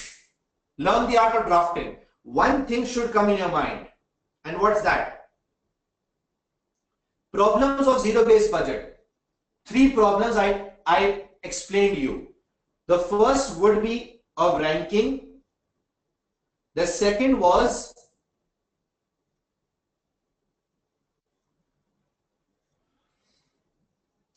skills.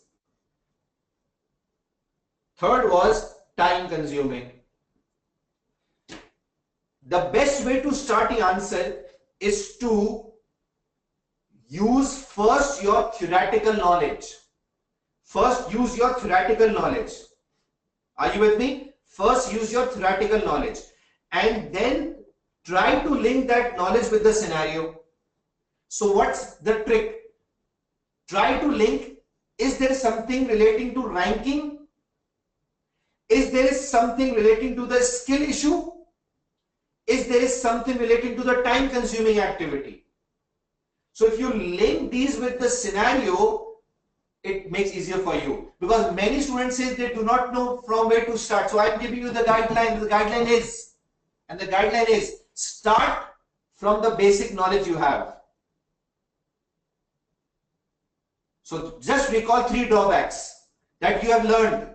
That is the theoretical knowledge, skill, time consuming, ranking, and then link these with the scenario.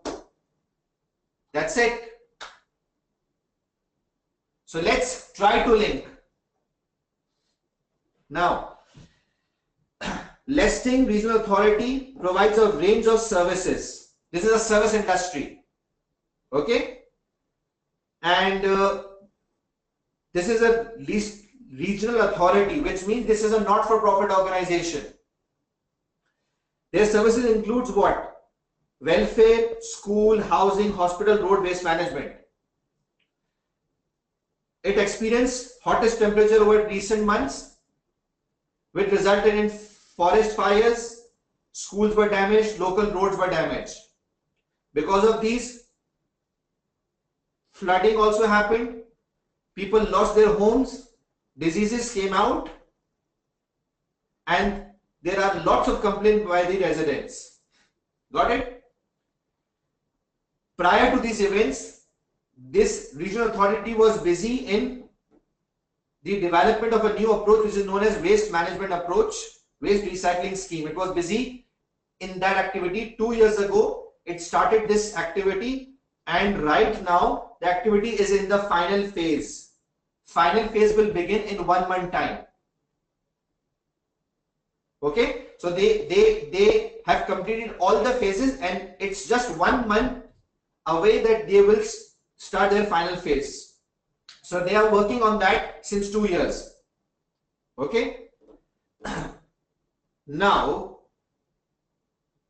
and the purpose of that is to reduce the waste disposal. LRA is about to begin preparing its budget for the coming financial year, which starts in 1 month time.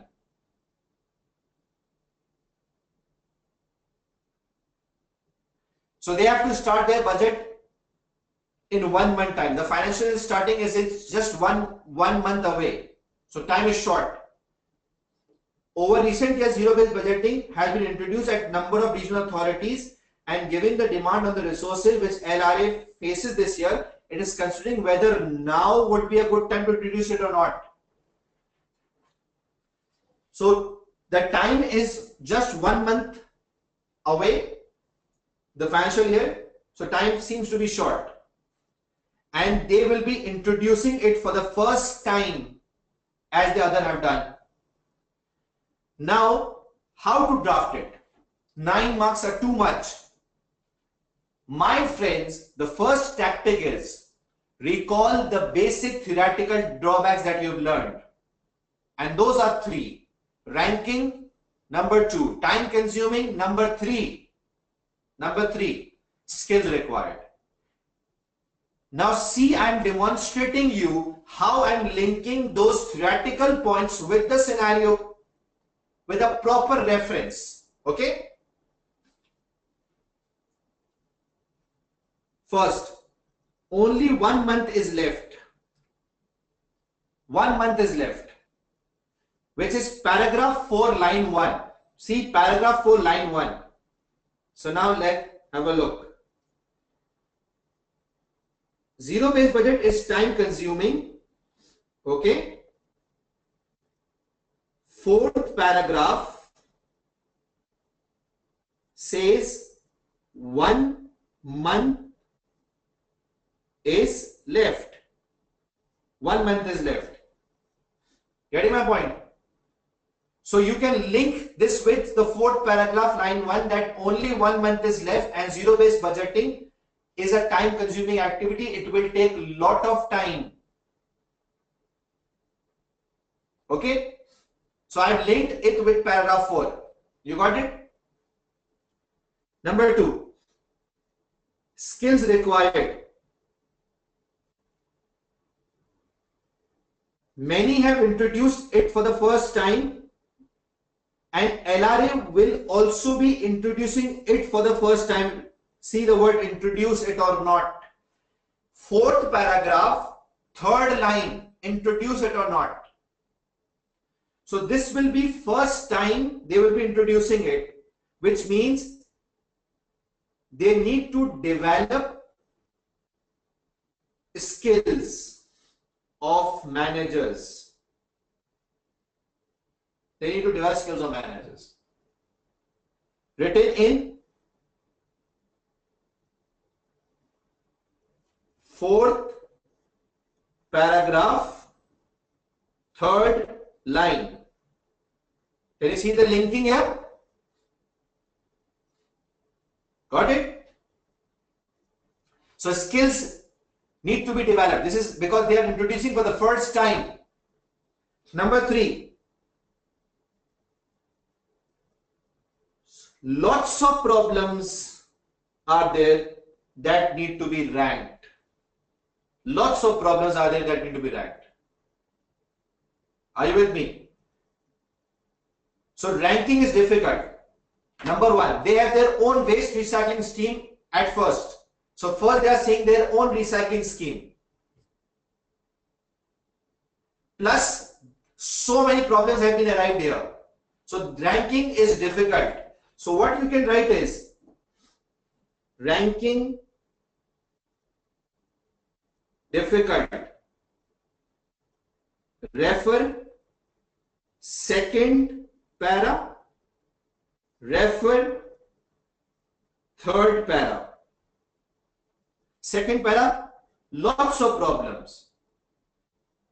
Third para, their own recycling scheme. Who says theory is difficult? It's the approach that you need to learn. If you have the approach, everything is easy in life. Correct approach makes things closer to perfect. 3 paragraphs. Drafting will be done. First para, second para, third para. Friends, link with the scenario. Don't write bookish knowledge, because this particular question is application based. You have to apply the scenario knowledge. You got it? So bookish knowledge linked to the scenario. Now let's see how to draft it. I will also give you the sample answer for drafting so that you get to know how to draft it. So you come to your one of the handouts that has been attached for today's webinar is a Word document naming budget. And if you look here,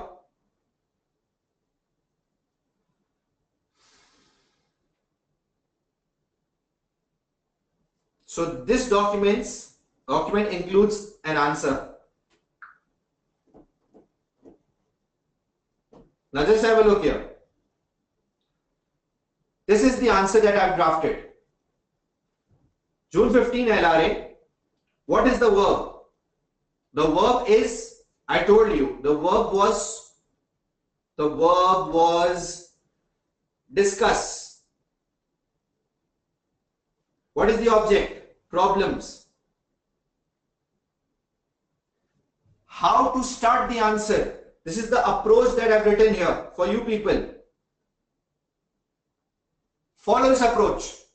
Recall general drawbacks. What are those? 3 that I mentioned there. Try to link with the scenario. Are you all with me? Now see how to draft. You can read the answers at your home, but I'm just telling you the points that I've used here. Introduction of zero-based budget will require training to construct decision package. This is the point of skill that I mentioned. Point 1 of skill. Got it? Second, time consuming activity. Lot of paperwork involved. You need to identify decision packages and all. This is time consuming. Point number 2. This is point number 1. All this is bookish knowledge that we are linking with the scenario. Are you all with me? Number 3. Ranking could be issue. Ranking will be a problem. How? Because lots of things are there that you need to decide between. 3 paragraphs, 3 points linked with a scenario. There are also some other points which are not part of the bookish knowledge, but you find in the scenario. You can also write those. There are also some parts that you can write on your own, but which are not part of bookish knowledge, my friends. And what is that? This fourth point, completely scenario based. And what's that? Just have a look. Currently, they are busy on a waste recycling scheme. All of a sudden, they need to stop from waste recycling scheme and they need to take measures for the current issues. This can create conflict between the managers. This will demotivate them because they are working on this since last 2 years and final phase is just yet to begin. So this would create a conflict. This is a scenario based point. This is a scenario based point which was not linked with any sort of theory. So just have a look. Another problem, conflict arise between departments. Expenditure needs for schools. But this will create a conflict between departments as those staff and members involved in recycling scheme will be disappointed if final phase has to be postponed. You got it? This is a scenario based point that I found out from the scenario and wrote it here. So the message is very clear. First, try to link your bookish knowledge, bookish drawbacks with the scenario, and then write some others which you think are in the scenario. So my friends, this is how you need to approach the answers. Got it? It's easy. Just recall and link with the scenario. I'm sure you like the approach. A quick feedback on that, please. Everyone, did you find it useful or not? Please give your feedbacks. Feedbacks are really important for us.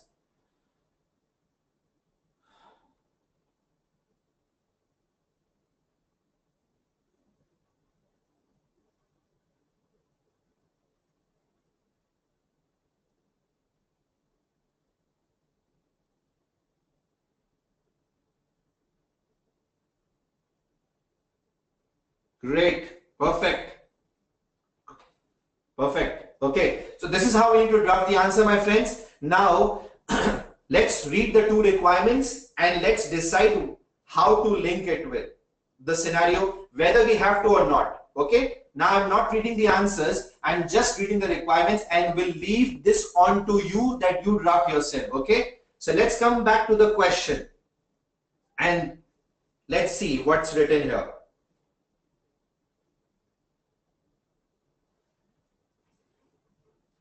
Part A. I'll be asking you two questions. I need quick responses. First, tell me verb and object. Okay. Then tell me whether to link it with the scenario or not. First question, tell me verb and object, and then tell me whether to link it with the scenario or not. Are you ready? Okay. Describe the main steps involved in preparing a zero-based budget. Quick answers. Everyone should answer. All the students taking the scenario should answer.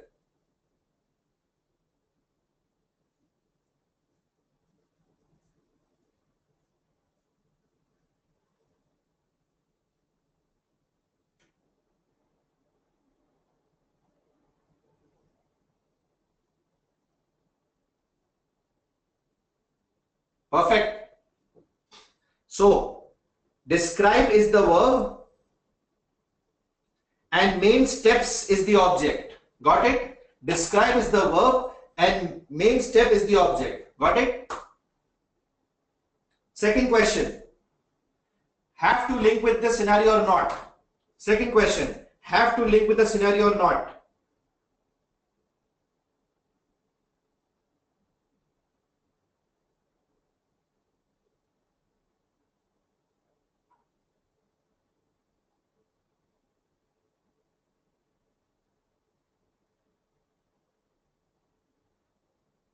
Okay, so the answer is no. You do not have to link with the scenario because there is no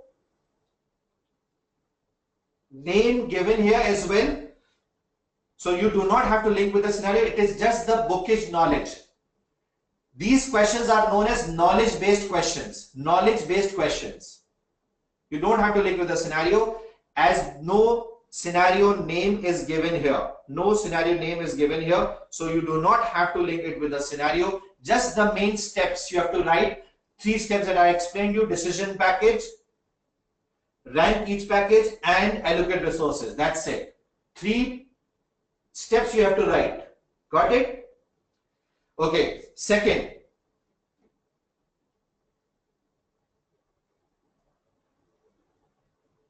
no. In steps, you have to write the 3 steps: decision package, evaluate and rank each package, and allocate the resources. These are the 3 steps that you have to write here. You know the steps that I told you. These are the steps. Let me show you. These are the steps that you have to write here. Okay? Got it, everyone? Test number 2.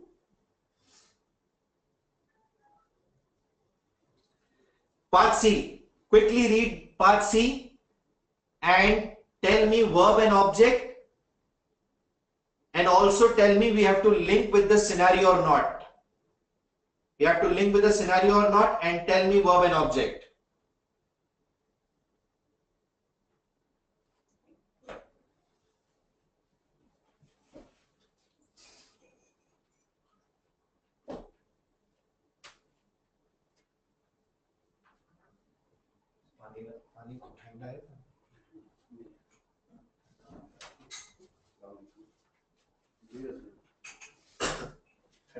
Yes.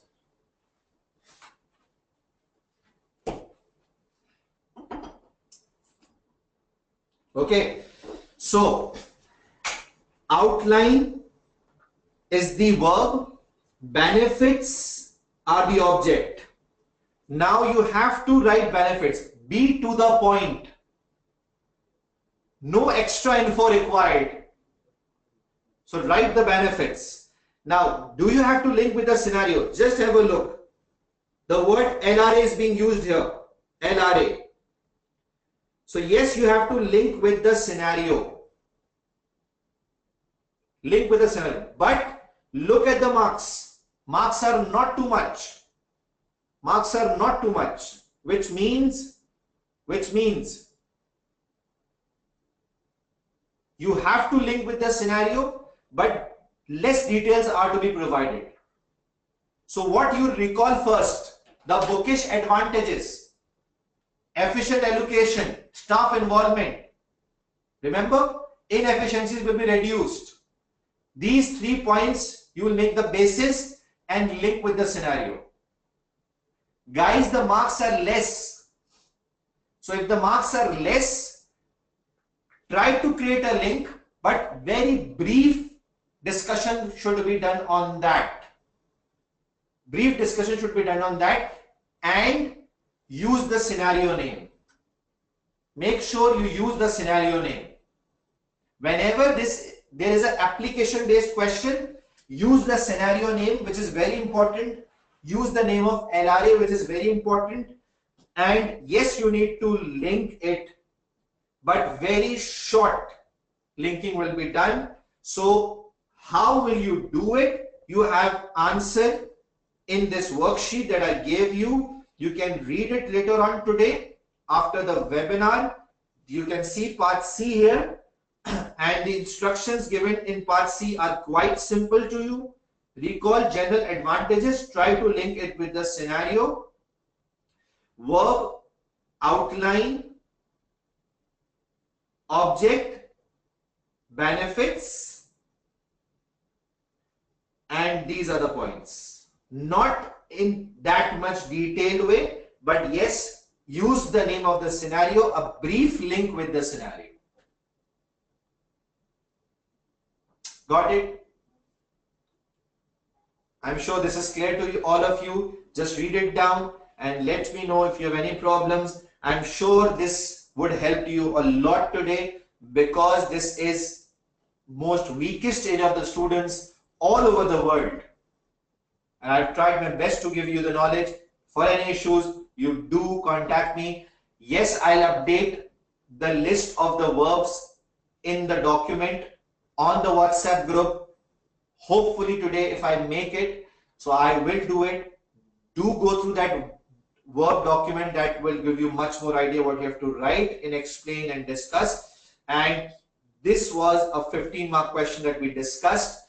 Now you know the difference between what knowledge-based question is, what application-based is. In application, you have to apply the knowledge to the scenario, and the way I explained you, I'm sure you would have understood the way here. So this was all about zero-based budget, my dear management accountants. Now let's quickly move on to the last thing for today that we have planned, is the rolling budget discussion that I'm doing right now in front of you in the last 15 minutes or so. I'm sure you must have got a good understanding about the theory answers.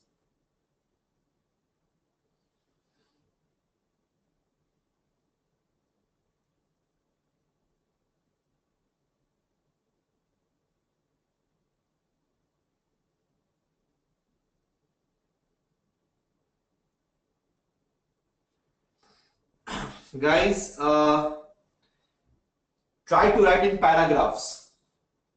Just see this drafted answer that I gave you. So this is a paragraph. Okay.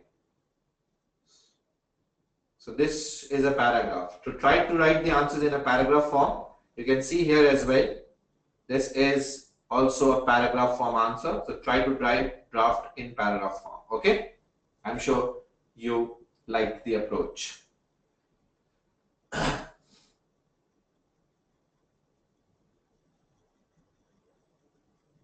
Done?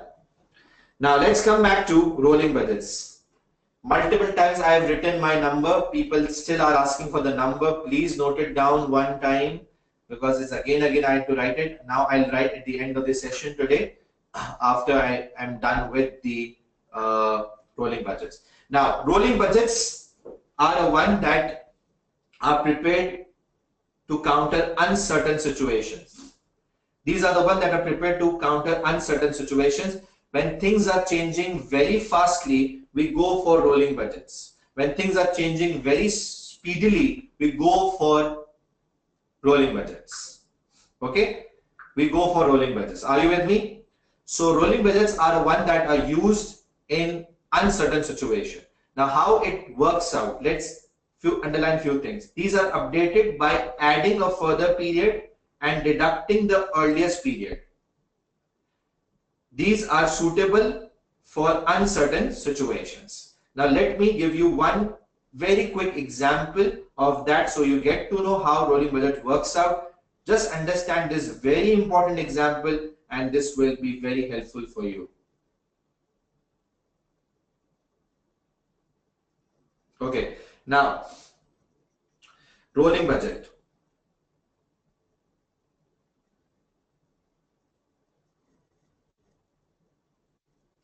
For example, you're making a plan for 12 months, quarter 1, quarter 2, quarter 3, quarter 4. This is a 12 months plan for 2006, for example. First point to be noted, rolling budgets are made to counter uncertain situations. Now, if changes are done quarterly, if changes in the market are on the quarter basis, so you will make rolling budget quarterly. You will break your 12 months into 4 quarters if changes are quarterly in the market. If the changes in the market are monthly, so your 12 months plan will be broken down into 12 months. Then the changes will be in months form. So it all depends on the market changes. I repeat, if the changes are monthly, then you break your 1 year budget into 12 months. If the changes in the market are on the quarter basis, then you break your budget into 4 quarters. So it depends on the changes. According to that, you break your budget into month or quarters. Got it? Okay. Now, assuming the changes are on a quarter basis, inflation rate changes a lot on quarterly basis, exchange rate changes a lot. There is so much uncertainty in the market. Inflation, exchange rate, political situation, government decision changes quarterly. So to counter all these, you need to have something like rolling budgets. Because if you will not update your budgets, my friend, your budget will be of no use. So let's assume that changes are quarterly. So you divide the budget into 4 quarters.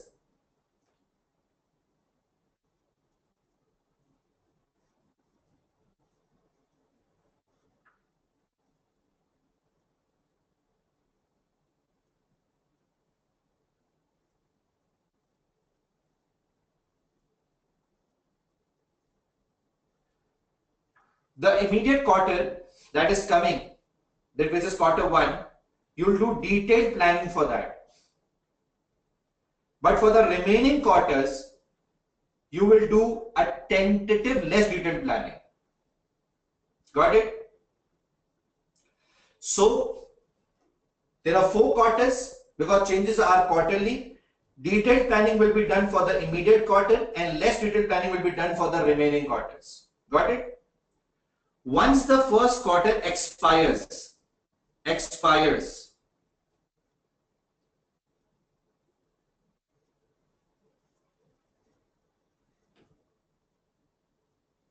another quarter is added immediately, and this will be for 2007 quarter 1 will be added. Okay? Will be added. Once the first quarter expires, another quarter is added. Any issue? Done?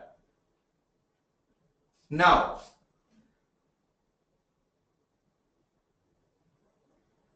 once the first quarter expires, another quarter is added for 2007. And this plan is compared with actual result. This plan is compared with actual result. Will give you variances. All uncontrollable. What are uncontrollable? Which managers cannot control on their own. Factors which are outside the control of managers. Like, for example, inflation. In quarter 1, you assume that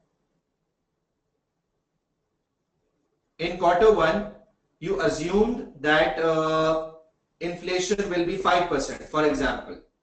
Actual results told inflation is 8%.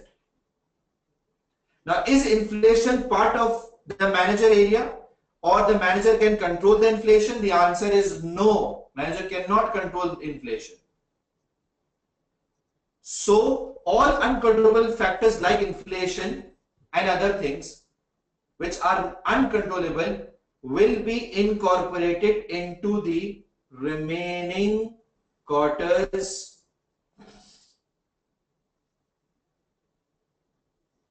so that remaining quarters become up to date.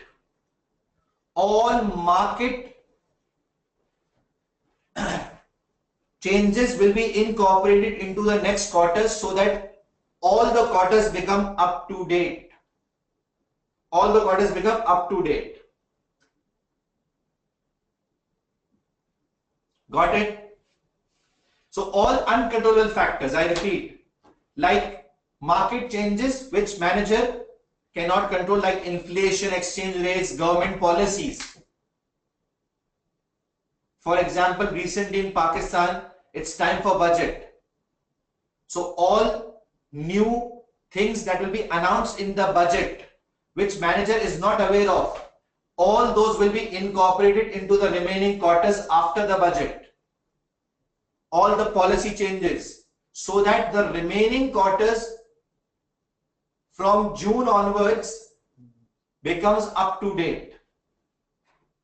So all the uncontrollable factors will be incorporated into the next quarters to make them up to date. Got it, everyone? Now the immediate quarter is which one? Now the immediate quarter is quarter 2, and these are not immediate ones. So now detailed planning will be done for quarter 2, and less detailed planning will be done for these remaining quarters. Once again, the same process will continue. So detailed planning for quarter 2 and less detail for these quarters. And this moves on like this. So once again, quarter 2. Now just think. Once quarter 2 expires, think what will happen. Come on, think. I'm sure you all are thinking. Once quarter 2 expires, our next quarter will be added. This is what you are thinking. I cannot see you, but I'm sure you must be thinking the same way what I'm telling right now. I'm sure. I cannot see you guys. You can see me, but I'm sure you are thinking the same way. Once quarter 2 expires, another quarter will be added for 2007. Actual results of quarter 2 will be matched with the quarter 2 budgets. All uncontrollable things will be incorporated into the next quarters. And the same activity continues. Detailed planning now will be done for quarter 3, the immediate one, and less detail for the remaining quarters. Got it, guys?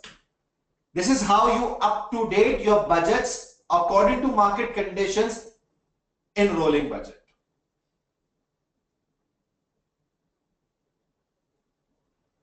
This is how we do it. This is how we up to date.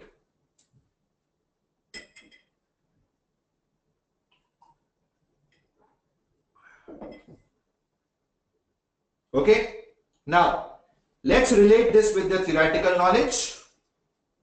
So these are useful for uncertain situations, you know, further periods added, deducted the earliest period and things like that. What advantage rolling will give? Uncertainty is reduced. Yes. Remember once again, drawback and advantages are important. If application based question comes, you have to link with the scenario. These are the starting points. It will make your life easy. You learn these and link with the scenario in an application based question. Okay? So uncertainty is reduced, yes, by updating the budgets, plus control will be on a recent plan. Now what do you prefer? Studying from an outdated book or an updated book? Revised book or an old syllabus book? I'm sure updated book. So this is how we update the budgets, and control will be made on recent plan. Up-to-date budgets will be used for controlling. But yes, friends, this is time consuming. Lot of time consuming. And so much budgeting is being done. For example, after every quarter you need to revise the budgets. After every quarter you need to revise the budgets. Because of so much budgeting, less time is available for controlling. So there is a possibility that less time will be available for the managers. Less time will be available for the managers for controlling. So less opportunity to control them because of too much budgeting workload. Less opportunity to control. So this is a drawback of rolling budgets. You got it? Is this clear to everyone? So this is rolling budgets.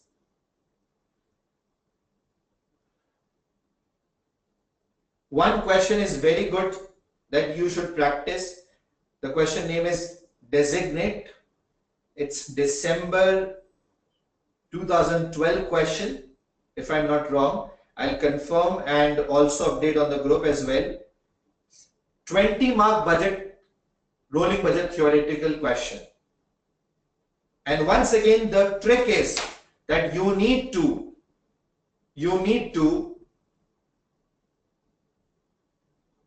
see whether the question is knowledge based, bookish knowledge based question, or it's application based. And you know what is the difference.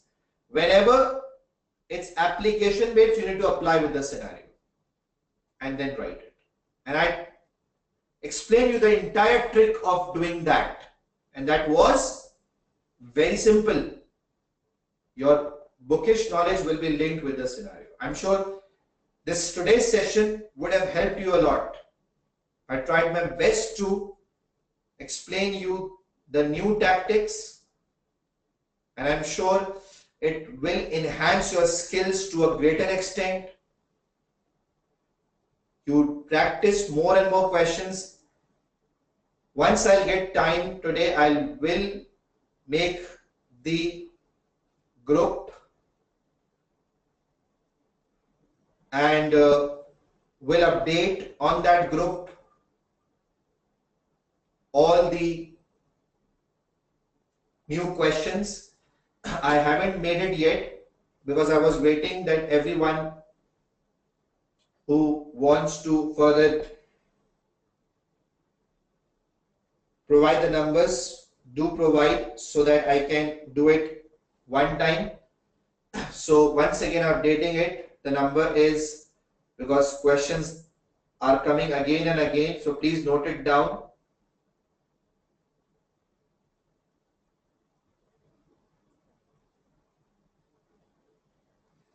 Two 436 If you're outside Pakistan, so make sure it's 923212436266, and do provide me your feedback, because feedbacks are always good to improve.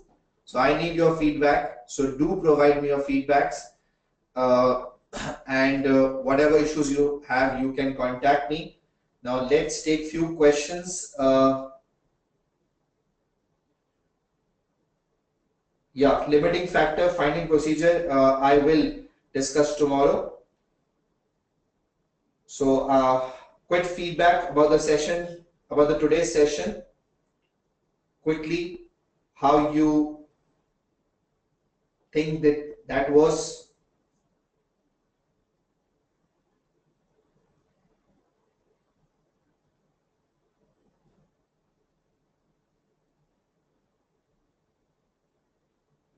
Okay.